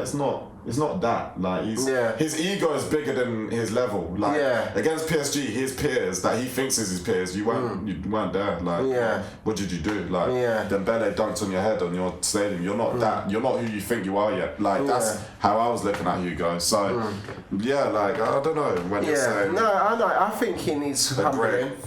I think he needs humbling for sure, and obviously, well, the injury is very unfortunate. But we'll see in terms of Hugo Ekitike, because I think the fans felt that though. A lot of us, his performance in the first leg of the PSG game, we were onto him. I think he didn't do enough and didn't show enough in that match. But the 11 I was okay with. Obviously Curtis Jones is the little tweak, but we move. And it's just Isak, not a great game from him. But I did mention, we come on to Salah, which when I did that, I did a little video after Salah made his announcement, because you urged me you should, speak on it, because it's a big, obviously, thing for Liverpool. So I did speak on it on a little solo tip. And in that video I said, look, I think now Salah needs to start, and it's just about a feeling. Most of football, and especially Liverpool, things are based on how, like, feelings and vibes. I know it sounds very ambiguous to say something like that, but it's just as the case when it comes to Liverpool. And where Salah was just getting regardless starts despite his performances earlier in the season, where maybe he should have been rotated a bit, we weren't doing that. But then we were rotating him a bit towards the end recently, like the first game against PSG, which was still a sin. Like, we can't really get over that as Liverpool fans, where we went 5 at the back, and that game is a sin the way we set up for that. Yeah. But there's other games where he's been dropped. But every single start he's had since the announcement, he's scored a goal in every game since. Matched Gerrard's tally for Merseyside Derby goals today at 9. Probably his last Merseyside Derby, so it looks like they'll both just stay at the top with 9 each. And yeah, man, like, I think since the announcement, Salah is very motivational type player. He needs like motivation to be at his best. And even last season, a lot of it was the contract, I'll be honest. Like, I still stick to, as soon as that contract was signed, his quality dropped. Like, literally, like the very next week in April, where he signed it, we had like, we must have played Newcastle in the League Cup final, and he played really trash, bro. And he's actually showed him up in that game. And like, he's like needs some sort of motivation sometimes to be at his best. And I feel like earlier in his career, it was just to prove that he can actually hang, because it was kind of his last kind of moment at a big club, I'd say. But then with Salah, he's very, you know, he needs motivation to be at his best. So if we go to the beginning of his career at Liverpool, you know, he needed to prove that he can make it at a big club. It was kind of his last chance, didn't really work at Chelsea. So I think that was the motivation. And then after that, it was kind of out of him and Mane, who's the guy. Obviously, first season, he went mad. Mane was very loved, had his seasons, they had a bit of competition. And then that kind of was the next thing. And then after that, it was about actually like winning trophies. He became kind of the man, but we actually had to win things because it was getting to that point. And you know, he did his thing there. And then after that, it was about getting that contract and becoming one of the highest paid players in the world. And proving Klopp wrong. And proving Klopp wrong, because him and Klopp didn't end well, let's just be honest. Like, there was one season, Klopp's last season, he didn't end great, even Salah. And he got benched a bit, and they didn't end well. So yeah, he had that motivation to prove. He told Slot as soon as he got there, he'll win him the league. And then he went and, as you said, left Earth last season. And not only did he leave Earth for Slot, he wanted to get that contract, I feel, that big pay, which he knew the opportunity was there because new manager. You see, if Klopp was still there, I don't think he would have got the contract. I think Trent would have. I'll be honest, because I think only one of those 400,000 contract was up for grabs. We knew it was Van Dijk, Salah and Trent. I personally would have stayed? Yeah, if Klopp was there, yeah. Like, if Klopp was still there, Trent would have stayed and got the... Trent, he was the biggest key, and I said this back then, he's the biggest key, and now I'm quite vindicated, to be honest, when I said it back then, that he should have got the contract. But he's who we miss the most, in my opinion. But, and now the motivation is, you know, the end of the career, the end of the Liverpool career, and you know, it's emotional for him, but he will now turn up for sure. But that's not every wrong. game. It's not wrong. You don't think it's wrong that he needs these things to drive him? No. Ronaldo, them man do operate. Those players are like that. Yeah. Because that's how these players are. They need these type of incentives. Yeah, to drive. And they milestones. You know what I mean? That's how they look at it, as milestones and stuff. And you know, I get it. So no, I don't think it's wrong. But I think it helps us, and you've got to feel that, and he should be starting every game. And yeah, man, what a goal by Salah today. Yeah. And you know, we were kind of lucky, you can say, in the end. We were lucky. Beto, bro. Yeah. He bodied Kanate for a goal. No, yeah, I guess he did. Yeah, and in the end, you didn't see in the end, but yeah, he bodied him for the goal again. And then luckily, he got injured in it. They both had a clash of heads. Him and so he came off. Yeah, so him and after his goal, clash of heads. He gets injured in the head clash. and he gets subbed off for Barry, another striker, that guy. But the quality just dropped. We won every duel basically from then. They put it over the top, and we were lucky there, I think, because Beto was a nuisance. And last season he did it against Van Dijk and had Van Dijk looking mad, like a donkey. And then this season he had Kanate looking mad. But we were lucky. Kanate did the tough thing, had a clash of heads, made sure he went in solid. He gets subbed off because he's got a head injury, and good. If you're gonna deal with it that way, just deal with it. And that way was Hell's dealt with. Barry came on, was much easier to handle and deal with. Dewsbury Hall had some moments, and Tyler Gardner, but we were able to outclass him in the end. Verts, it was a bad performance from Verts again. Him and Isak were the two who had not good performances. Gravenberch played decent. Isak can be forgiven because it's his first. In a while, but Verts, it is now just becoming. Because I've seen Xavi Simons that even though Tottenham are shit, I've seen that goal and he's looking like he'll be alright in terms of when all their man need to leave because of if they get relegated. He'll he might not find it big, but he'll be alright. But he's a good player, for sure. Verts I've not seen. Verts this season. I know he's had a couple pretty passes here and there for sure, but decisiveness has been so under par, man. For a cam and someone who's meant to create goals by any means, whether it's decisive passes has been decent, to be fair, has been okay.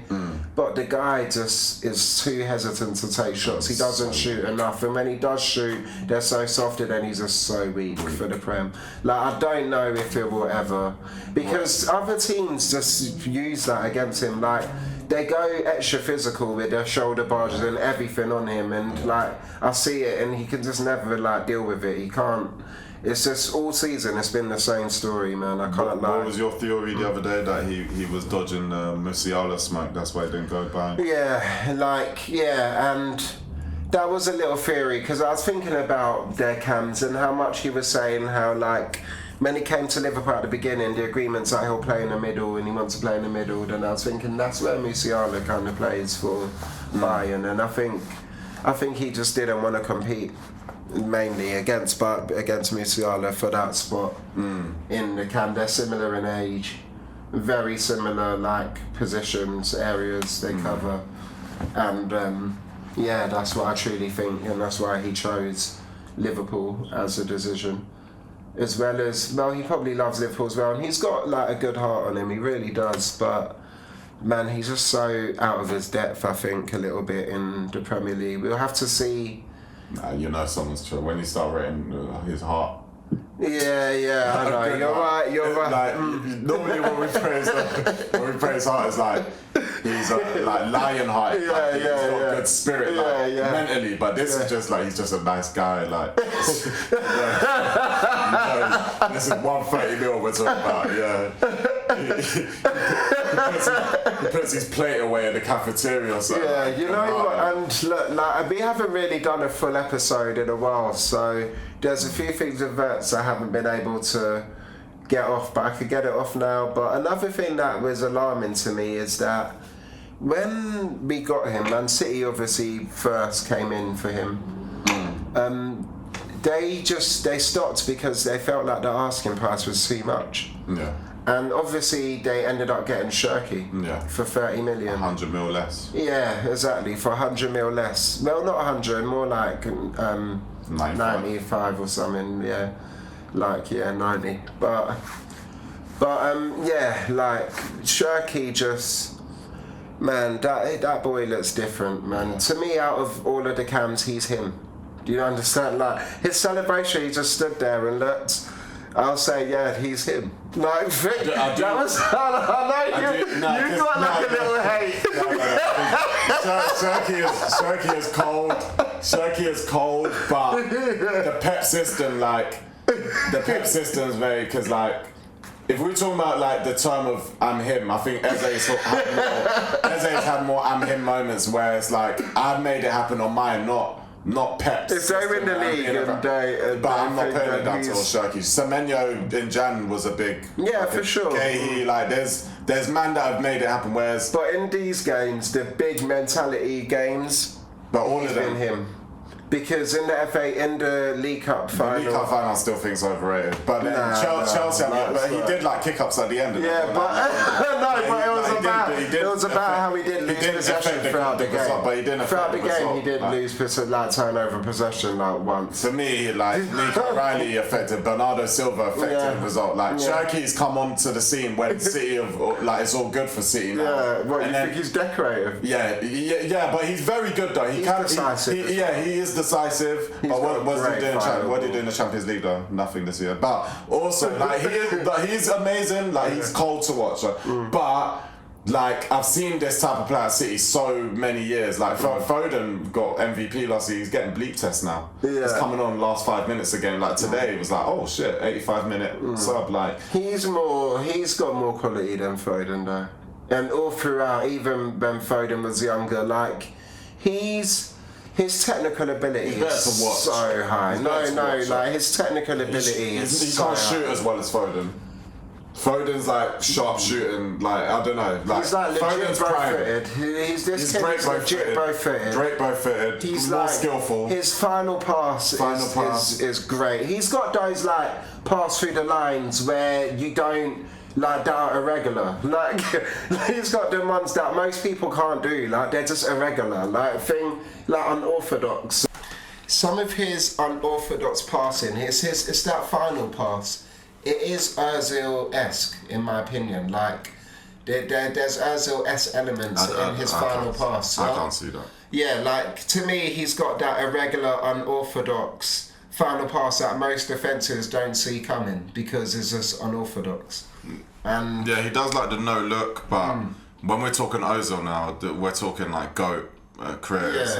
This is levels that, like when Bruno was hitting that assist the other day, and we started to look at it, and it was like Cesc, the graphic showed Cesc, Ozil, and then we brought Messi into the conversation. These are like generational playmakers. Like, for me, Cherki's got to focus on outdoing Bernardo's City legacy, outdoing David Silva's City legacy, KDB, before we talk about... KDB is up there. I don't think I'm talking Ozil in terms of like... Not level, I know you're not. He's at level, nothing like that, of course not. Yeah, I know. But even he's showing glimpses of that esque in terms of his playmaking this season. And to me, out of the cams in the Prem, he's him. And I know you're saying Eze. You think I think if you're talking him performances, I think Eze's had more of that. Like for me, Cherki looks great when City are on it, and like he like you could say he influenced the Chelsea game last week. He did, but in terms of like tactics go out the window, I'm winning this by myself. I think Eze's done more of that. Like the North London Derby, both games he did that.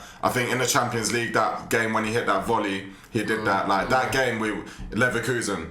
That game we were kind of like, oh, how's this gonna go? And he did that. I think, if you want to say Cherki's a better player, it's a fair argument. I'm not going to say you're wrong, but in terms of him moments, it just fits better with Eze than it does Cherki. He definitely just did an him moment today, a few hours ago. Yeah, even his celebration was him. Like he traveled.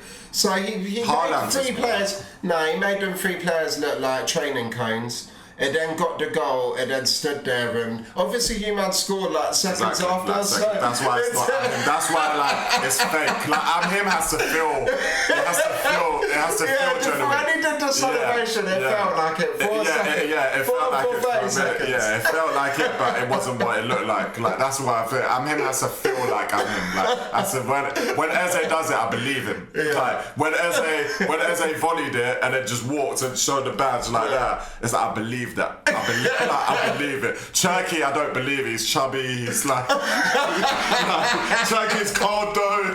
He's cold, but he's chubby. Like he's annoying. He's a bit goofy. Like I don't believe it. Like I see a great player, but I don't believe. Like maybe it's just the I'm him term. I take that phrase serious, and I don't think it fits him. Like I just don't think it fits. But he's a lot younger than I'm great. Like I'm great. Yeah, but I'm great. Like I'm great. I'm special. Like that works for. But I'm him. fits a certain No, personality. this is how I'm going to put it. If they go on to win a treble, he's obviously been influential. Yeah, he's been one of their best players, for sure. Yeah, he's in the league, in his statement goal in the big game-changing game. For sure, but 2 weeks ago... he's younger than Eze. Yeah. If they go on new manager and he's like the face, takes Foden's... then we'll get to that. And he's a face and then we'll see. We'll get to that. But 2 weeks ago, we were all saying them signing Semenyo is making the league unfair because they signed the other top scorer and he was... That's what I mean. At City, it always rotates like the MVP of that week. That's why I don't...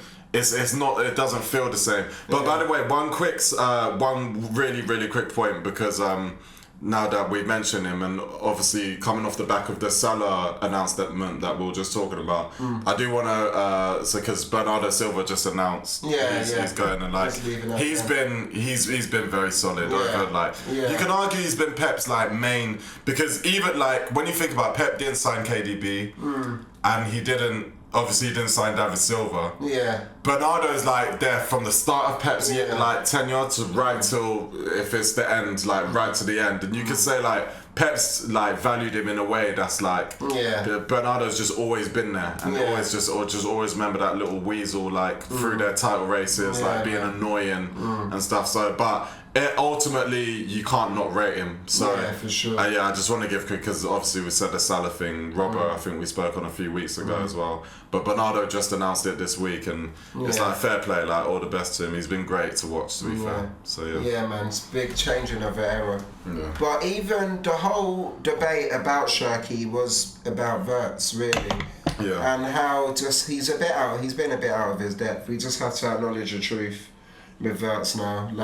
I know a lot of the fans and stuff have said, we think he's going to come good, and same, but he is going to need to work on that physicality.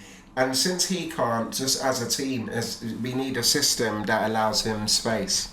Yeah. And that will come down to the coaching and tacticalness of the coaching staff. But look, man, where we're at in terms of slot, we stick with him and hopefully he can push us through and get us that top 4, not top 5, top 4 spot. Next season, am I open to him being the coach? I think and I've tried to maybe there's a season without Salah and how you feel Arteta without Pep. Maybe a season where there's no Salah and you could keep rebuilding on your team and whatever.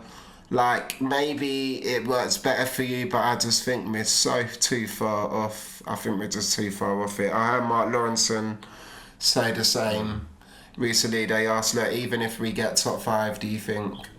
And he said he doesn't think. And yeah, man, because he's a legend. Yeah. And I just think the feeling in terms of just even today against Everton, we're lucky, man. We're lucky. We scraped it in the end. 98th minute, 96th minute goal. Yeah. We're lucky, and we can't.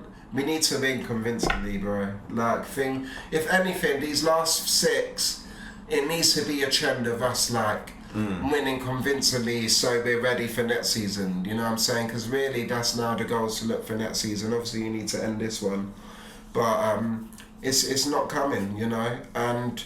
If it won't change, this is how I feel. He said himself that recently that we're in a transition, even though we spent $500 million. Yeah. And everyone said that we're definitely going to be favourites to win the league when he did that. So to now flip and say we're in a transition now is mad and a massive But he never said you're fair. You're saying everyone said. He might have always felt this way with the amount of players you let left. go. Yeah. Maybe because he said about players, and we need to. Obviously, this player's going for free. Robertson, Salah's going for free. We need a model that, he said that we need to sell players. He deserves it. Yeah, he does. Cause it's the changing of the old guard. Yeah, exactly. That's why I'm a little bit more. That's why I was hesitant to say change of manager. But when we just look at how far we've dropped, and how and it's not just how far we've dropped. To this day, he doesn't know his best 11, and that's an issue because I get it that it's been a changing of guard. I do understand that.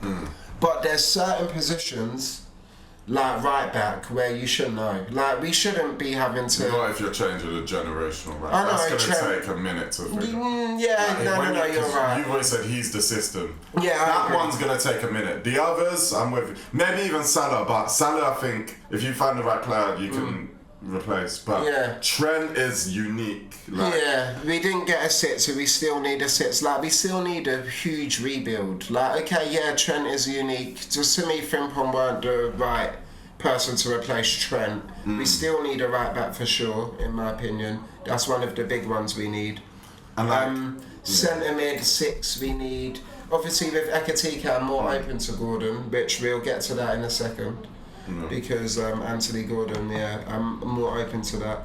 But I feel like we need so much more development and work, and you've already had the team for 2 years. And it's like, like mad things happen, obviously with Jota, changing of a whole guard and stuff. So maybe you get one more season, but with some of the other coaches that are in the fray, like Alonso and stuff, if they do come in, they're going to be in a very similar position. Like, you're not that much further ahead in the project. Like, when I really look at it, that's how I feel in the terms of developing his new team. I don't think he's that much further ahead than Alonso. Maybe Alonso's a bit unfair because he likes 5 in the back, and he'll change things quite a lot. But some other coaches, like maybe a Luis Enrique, who's unlikely, but someone like him. But what if Enrique don't like this team, like half the players? Then the project restarts again. Yeah, true. If he needs to replace a lot of them, Like, so Alonso would make a lot of sense because you've got half his players that he's already worked with. Yeah, it's true. But to me, he's just not that further ahead in terms of our team. Like, if we were to bring Alonso in next season, I think the goal is the same where we finish at the end as Slot next season, which is top 4. You don't think it'll take a while for the back 5 thing to acclimate? Because only Conte succeeded with it. What, with back 5? Yeah, or back 3. That might mean you got one throwaway season again. I know what you mean, but I think he might come in with a bit of a shock. And a little bit of like what Slot did a bit, because it's just so it's so irregular in this league. Like, it's just so not the norm and unorthodox in this league. Not a lot of teams use it, and the way he does back 5 is not in a defensive way. Like, there's 2 ways of doing it. His way is more positive, where the wing backs are more like attackers. There's 2 ways. Most teams park the bus and defend and then counter attack with it. His way is more the wingers are like attackers. Do you think he's a better coach than Arteta then, Alonso? Who, Alonso? Yeah. It's too hard to say because I have to see him in the Prem. Because it took Arteta a minute. Like, this coming with a shock when these men are project coaches that. But I think he's got. But you got to remember, Arteta in terms of years took a minute. But he started his very first team manager job at Arsenal. Very first. Like Alonso's still had like maybe good 4 years under his belt. Really, it'll be like Arteta when he competed in a fight for the league. Like, made 4 years into Arteta's you're not counting managerial career. First team managerial career, he was competing in title challenges. So so it's more like that. And then he's had the experiences he's had going from one team to another, unbeaten in one league, going against Bayern, to Madrid and all those egos. Like, he's a bit seasoned, for some of the young managers now. I think he's a bit seasoned, to be honest. So. And then you bring him back to players he's actually got experience with and worked with and stuff. I think he's just in such a great position. Instant hit. Like, he could be. Like, and the goal for us is just top 4. Because it's a new manager, we need to acclimatise. So, if he could just do that, and I think a lot of it is just a pull. Like, we're kind of fortunate that so many teams are in a transitional period. So many. Will Carrick be Man U's manager next season? Or then we're more or less all of us are in the same starting place. Who's Man City's manager going to be? Arsenal barring that Arsenal will probably keep Arteta regardless of what happens, they will be in the strongest position because they will just be the most drilled. Yeah. So close where people say it'll just be a couple tweets needed for them. Yeah. It seems like a couple tweets. They've been there this season, you know what I mean? And I know that's always a story. Again, they'll need to change that. But yeah, when you look at everyone else, if Man City change manager, if Chelsea end up changing or staying with Rosenia, Man U will probably change manager. You know, so and then their development is not that great with Carrick because a few months more. So, and he's already got development years with Verts and Frimpong and stuff. So yeah, like I think he comes in a decent. Like it's a big opportunity for us, and there's so much that the ownership needs to look at, and everything is turning on FSG now. Because there's so many decisions they need to get right, and I know they want a back slot because and it's just hard to justify a sacking if he gets top four. Like even though I agree with what you've watched and stuff, it's still hard to say a title winning season, and then your next season when someone passes away, you sell half the team and you still deliver top four. Yeah. On paper, it's hard to justify that. Like on paper, it's true.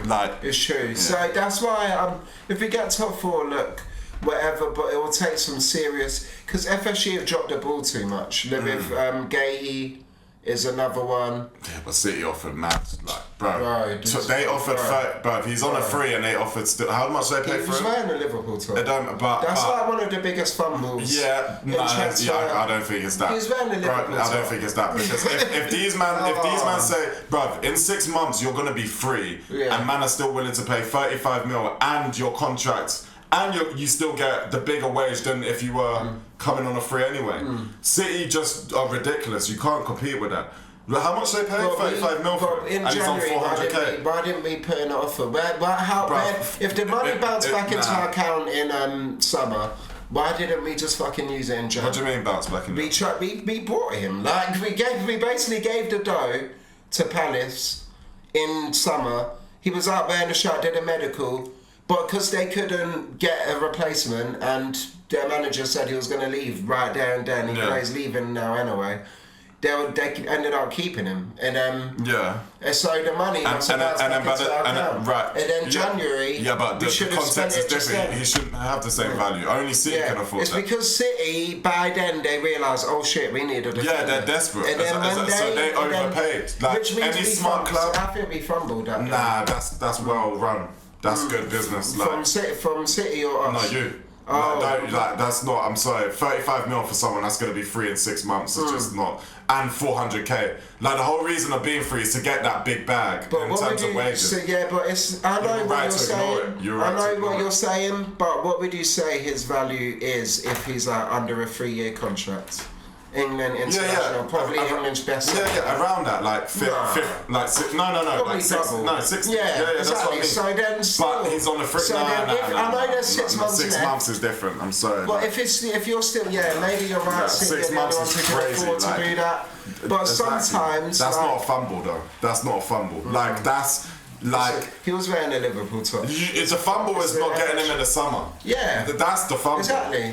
I'm talking about Jan though. You lot still wanted him Jan. But that's still part of FSG's fumble because we didn't get him in the summer and then he ended up going to Man City. Maybe, but and then they win a treble. I'm sorry, that's a fucking. They ain't won no treble yet. Like, no. Let's relax and see it. No trouble yet, boy. Like I ain't about to say all that about trouble. Like, but I'm sorry, but City end up in an emergency situation, then they overpay like mad dough that no one else can afford to do. 35 mil and the 400k or whatever he's on, which you only should have got 400k because you're free. That's the whole point. Yeah. But you can pay the fee and give him the wage that he was meant to get on the free. Bruv, he's laughing. That's why Gay was like, okay, let's just go there. Like, I can move straight away, win trophies, rather than play Conference League. And I can make my dream happen way sooner. Fuck it, let's just do that. Yeah. And also the legacy thing as well. I'm not really chasing the whole ghost of Van Dijk either. Because if I want to be great at City, I think I can go like best since company if he really believes in his source. Yeah, Diaz has been great, but that's attainable for him. Van Dijk is different. Van Dijk will never be overdone like for the next 10 years like at Liverpool as a centre back. So if Gay's thinking on all of these things, it all made sense for him. And then City are willing to just do a madness to pay for him. I can't call that a fumble from the board. I think it's one of those where you have to back out and be like, oh, listen. You know, like, you got it, bro. Like, you got it. Like Summer, I agree with you. Summer, and you've miscalculated because you thought, okay, we'll just wait for free. Yeah, that's the mistake. Fumble. That's the mistake. Yeah, that's the fumble. That's the mistake. Yeah. But the way things worked out, I can't blame for Jan though, because. But that is the key fumble. Like City, like you could see from last season, you could see they were on their way down. If they didn't make certain. So then in summer it's maybe more important to get that acquisition. Yeah. So it stops them from doing shit in Jan because now teams got to think City can afford to do whatever in Jan. Like they're the only team that can afford to do a stimulus pack like in January. But you wouldn't so they can instantly fix their squad. Yeah. But by the summer you wouldn't have imagined City needed a centre back because don't forget Vardial just adjusted his position. Yeah. So he was like their main LCB. Injured, that injury came out of nowhere, and then Diaz is still ever present. And again he's an LCB anyway. So that because Vardial was really their main defender, and then Kusanov is young. So. But in the summer, you weren't even thinking City will be an issue at all. And then just an emergency, like, it's hard to call, like, because City just did something just mad, where it's like, we can't compete with that. Like, we can't compete with that, bruv. You're willing to pay this amount for a nigga that's free in 6 months. I can't put nothing on the board when it comes to them. I'm sorry, like... I hear you though, like the whole planning of the whole move was poor, but... Well, look, so we've got that with FSG, we've got Salah leaving for free, which is a mistake. We've got Robertson leaving for free, Trent left for free. We look like Kanate's contract is gonna... But you've let like a whole era of champions leave for free. And it's just like... You put a lot of emphasis on the free thing though. Yeah, I do. Once you get to a certain age though, you're like... No, that's true, but Trent, come on. Trent is the one. Trent is a big one. Yeah, Trent Salah's a big one. Sorry, like... Yeah, Salah's... Because of how much we could have... Okay, Robbo's like, the Van club Dijk next season let's do you a favour. Robbo's like, let's do you a favour. You deserve it. Fair, and Van Dijk will leave for free next season at the end. Fair. But Trent and Salah. And almost Konate, looks like we're going to hold that one down. And then we didn't get Gahey. We've got how we spent the money. We fucking got fun. We got finessed by Leverkusen and Newcastle. FSG, to be honest, we spent 250 million on Verts and Isak. That's a finesse. But you got 80 mil for fucking Darwin Nunes and shit. Like, if we get anything close to that for Gyökeres, I'll fucking kiss Nunes is better. Like, bro, he's got more quality than Gyökeres. Nunes, so debatable. Like they were both in the same league in Portugal, and Gyökeres was doing numbers they'd never seen before over there. And then in the league here, one is starting in a title competing team. Darwin was never starter. When you did the only league he did win here, it was sub. No, fair enough. If we get anywhere close to Darwin Nunes, brother, I'll fucking praise Berta every ep, bro. Like, so there's that. Like, these man sell well. Like Diaz at 28, you got 80. Like, no. Throughout our years, for sure, we have. It's recent history where I'm saying. Like, they haven't been on the ball like that. Those sales were just like since really Trent. Like, Diaz and Nunes, decent, but should have we sold all of them?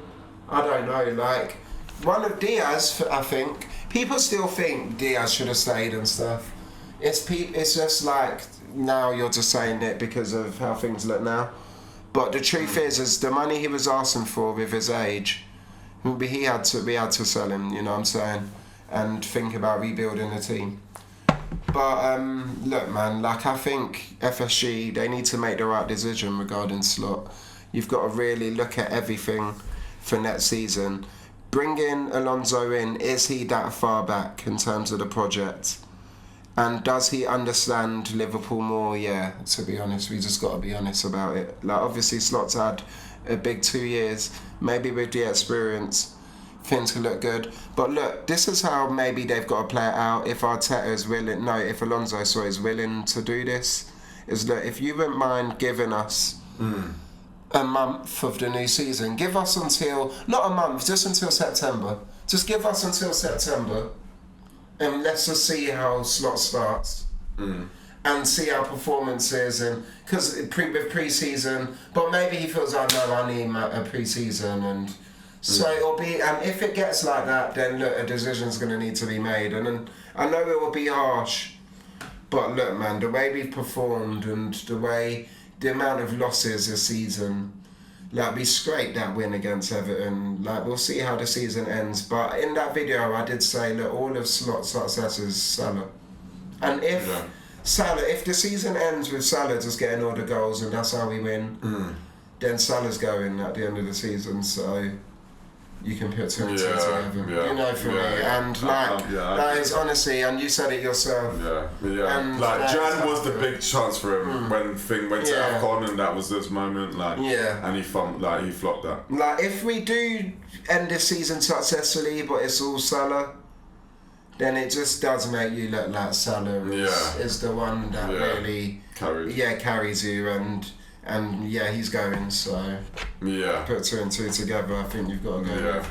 But man, that's like where I'm at with Liverpool at the moment.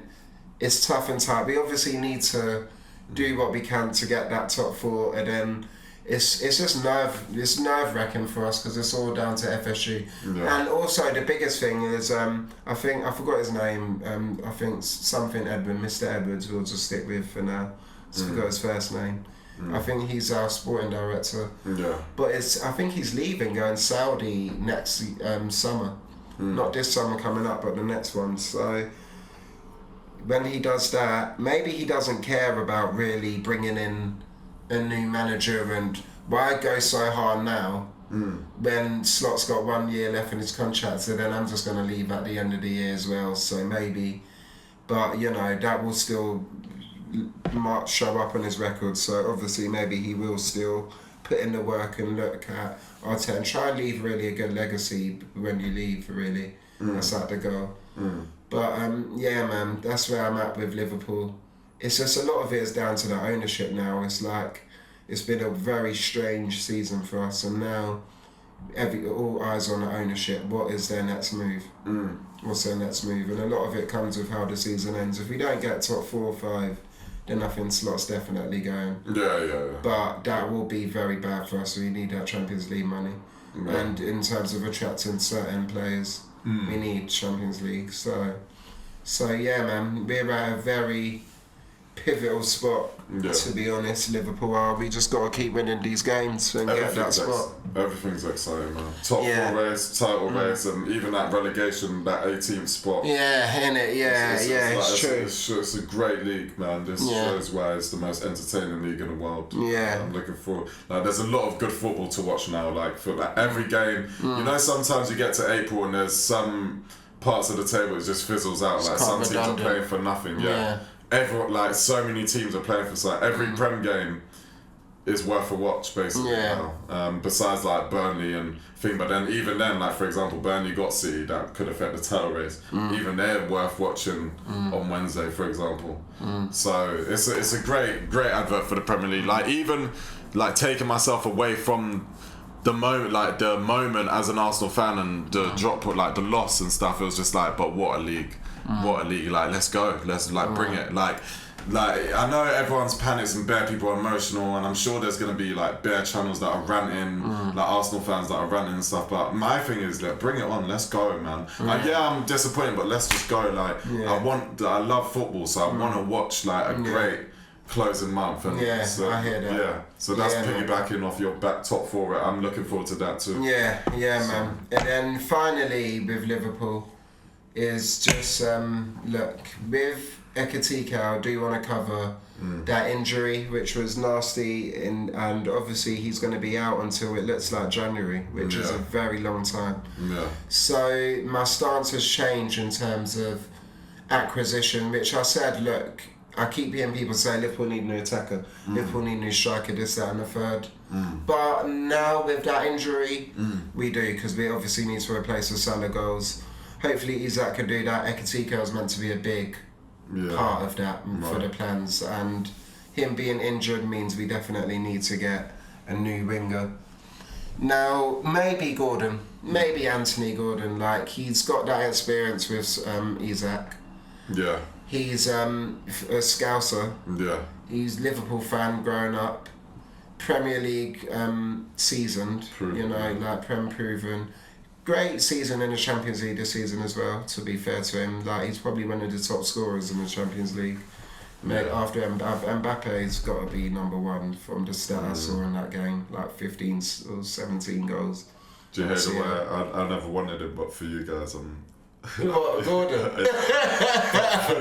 I've always said he'll be a good fit for you, though. But you've never wanted it for yourself. Not for us. But like maybe you know what he's got running behind game. Yeah. And he can play up top as well, so he's versatile in that way. And he's not the first choice. Diaz profile. Yeah, and he's not the first choice. Obviously, once Ekitike is back, it will be more ideal, but it'll be healthy competition at the team. Like if we can bring him in now as Salah leaves. We have him, Isak, Gakpo, Verts, Rio. He'll be perfect for Slot actually, because that Diaz role, like I think that Diaz role is a big loss for Slot, because it was so hard to play against when Diaz and Gakpo switch, and Gordon can do that too. Yeah, he can. And man, like I'm more open to him, but no more than 60 mil. No more than 60 million, to be honest. But I'm definitely more open to the idea of that, and things are looking bleak at Newcastle. We'll see, because obviously what happened with Isak, we'll see if that even happens. It seems like a lot of their players will be leaving, like maybe Tonali as well. But I'm definitely more open to that. Has there been links, or it's just a... With who, Tonali or Gordon? No, Gordon, like actual link. Or was that just... I heard someone bring it up on TalkSport, and some fans react, so I guess that's a link. Right. But we're definitely going to go in the market full forward since Ekitike and Salah's leaving. So that's changed. So it's, it will be, that noise will be there also, for sure. Yeah. So we'll just have to see. Business will be harder with the World Cup, but the World Cup sometimes an opportunity to see who's on form and who's not as well. But man, just another big summer for Liverpool. Good result, not a great performance in my opinion. But a good result today against Everton, and we keep going. Obviously it's a derby, so it's big. He lost last year in a derby around similar time, so it was good for him to get a W today. And we move. Like that's obviously I said that thing that's a lot about overcoming against Els, so that's good for him. And we just move on. But let's end this episode on Champions League. Obviously, we're out of it now. We tried against PSG. We tried. Ekitike got injured. We were in the game a little bit, but we just couldn't get that goal. And once they got the goal, as soon as they got the goal, we dropped our heads, because it was 1-0 in the game, but 3-0 in the tie. And it was just out of reach, and then they went on to get, and Dembele killed us, to be honest, in that game. And we're out of it. But you guys have drawn Atletico Madrid. Yeah. You've scraped it past, you scraped it, like past Sporting. To be honest, I'm sorry you scraped it past Sporting Lisbon, but you've got the job done. Yeah, I got the job done. For sure. Yeah. Atletico looks like you're next. We watched Atletico versus Sociedad yesterday in the El Clasico. Copa del Rey. Stumbled upon the game. And obviously they lost in the penalty shootout. Yeah. So similar to you, as you lost in the League Cup final. And how do you feel about that tie?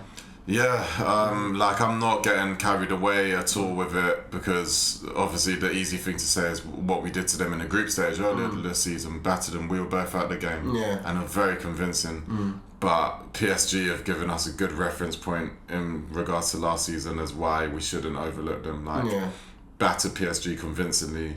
Saka had Nuno Mendes on road, so this whole Mendes is lockdown king like idea started happening like at the turn of the year. Yeah. Like, that was a very new concept because what we saw when we battered them was nothing. Havertz scored that game, Saka bodied Nuno Mendes, scored a free kick. We had fun with them, and then by the time we get to like April, May in the semi-finals when we faced them, it's a whole different team. Suddenly Dembele's playing. Dembele didn't even play that game and he was fit. He was like, suddenly Dembele becomes a Ballon d'Or level player. Yeah. So, yeah, like, so that's to say, like, you can't overlook Atletico. yeah, at all. Even if they've just lost this game, like, so we've just lost the game too. Yeah. Like, don't get me wrong though, we've lost to the league, like the other best team in the league, and they've lost to a team that's not Barcelona or Real Madrid in their league, which so it's a bigger concern for them. But you know, we go ahead. Like, I've seen a couple guys have said shit about like that's gonna be like the most bore fest ever, but I don't actually think it'll go that way. I don't think it'll go that way. I mean, the 4-0 at the start of the season was very entertaining. And one of the teams has to go for it. You can't. I've never seen a game where both teams. You see both teams conservative, but both teams like ultra defensive. That can't work. How do you not? You have to know if someone's defensive because the other team's attacking them. So. And I think we'll be the more proactive team in that. But you know, let's see. Since January. Lookman, exactly. That's like the Kevin. His son has played a lot better. Like, he's improved quite a bit. That's exactly PSG last year. Dembele improved a lot, and then Kvaratskhelia was the signing that was the difference. So Lookman's gonna be a problem. But I think we should be alright, man. I think that's a game that will suit us. Also, the thing you're saying about slot suiting Serie A, I feel that way with Arteta. Like when I watched Sociedad and their build-up, I was like, it makes sense. Not only this is his league, this is his culture. Like Sociedad is obviously Basque and where he played, and it's like, this like the way they're building up is very similar to our ideas, and it made me understand Arteta a tiny bit more. So I think it's a game we should be able to compete in very well. I think Arteta will study the game very intensely and will know exactly what to do.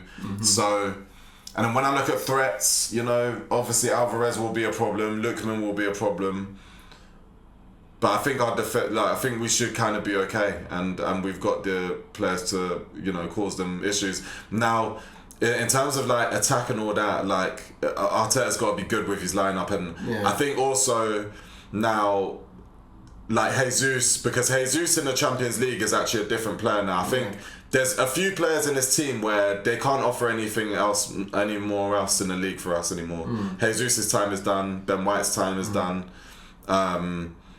There's a few, man. A bit like Zinchenko last season, when in the Champions League he did all right, but in the league he was done for us. Jesus is in that boat as well. I think in the Champions League he came on against Sporting and he did a couple turns where it's like, and Jesus can offer us something in Europe where I think he would be ahead of Gyökeres for me. Because Gyökeres is like, Dan, like, you couldn't do nothing against your old, like, Sporting. The ground where you fabricated, like... 60 goals. Even the ground where you gave, like, you presented this lie to us, this deceiver, like, this, like, where you presented... Deception. This deception to us, like, the ground you did that for time... You did nothing. That's nothing. Like, so, the fact Sporting couldn't wake him up, and even Arteta was like, get off. 55 minutes, get off. I think Jesus should start. I think Jesus should be more preferred over Gyökeres, but we'll see. But you know, Atletico, you know, they look good, and I watched the Barca game. Like, I had the Liverpool PSG game on at the start, and then I was like, if PSG score, I'm going straight to that game, because there was a feeling that, you know, I thought people thought Barca could turn it around, and I just wanted to see if Yamal had a classic for us. And so, and you know, he started the game like he did, like when he scored that early goal.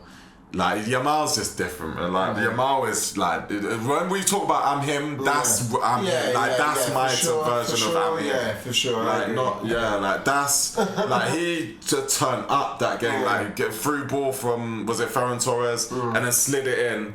And then the next, like, he had that Trivella. He basically should have sent them through by himself. Yeah. Like, he had that Trivella cross and Ferran Torres. I can't believe he missed that. But, yeah, like, they look fucking great in that game, Barca, to be fair. But Atletico held their own. Don't get me wrong. The red card helped them, but they had to earn that red card. The red card comes because they put themselves through on a one-on-one. Yeah, so, yeah. But even the second leg, again, Eric Garcia.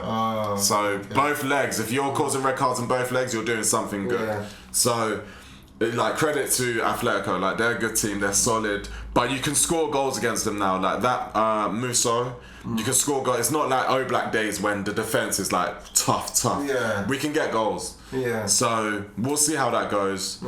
And hopefully we deliver against them and we break them down. But it's exciting. Like, it's nice to have, like, at the end of the day, all this smoke for Arteta is like back-to-back Champions League semi-finals now. Back-to-back, when this club didn't really, it was few and far between, like back in even the Wenger era. It was like, it was round 16 knockouts a lot, and then every semi-final was like every few years. This is back-to-back in your first couple seasons there, and we've been like, the first one we lost to the champs, to eventual champs. Here we are again. Can we go one step further? We'll see. But like, I think Arteta's done fantastically in terms of getting to the club to a respectable level. Yeah. And then, you know, it's about the next step now. Like, who can I believe it's him, but if it's not, then like his work will never be undervalued by me anyway. Yeah. Because we're a serious club now. Where in Europe, Real Madrid respect it. Yeah. Like, when our name comes up now, them big teams now, they respect it. It's not like before where Bayern will laugh at us as like, I tend to aggregate to. Like big people are afraid now. So. And so obviously you missed the Madrid Bayern game because you're watching Arsenal. Yeah. But that was. I know enough. That game was mad. And obviously I've already spoke that I think PSG will win it all.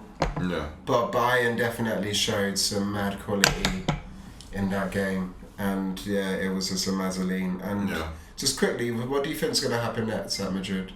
I think one of them have to go. The elephant in the room. Yeah, is one of them have to go. Yeah. Who would you get rid of?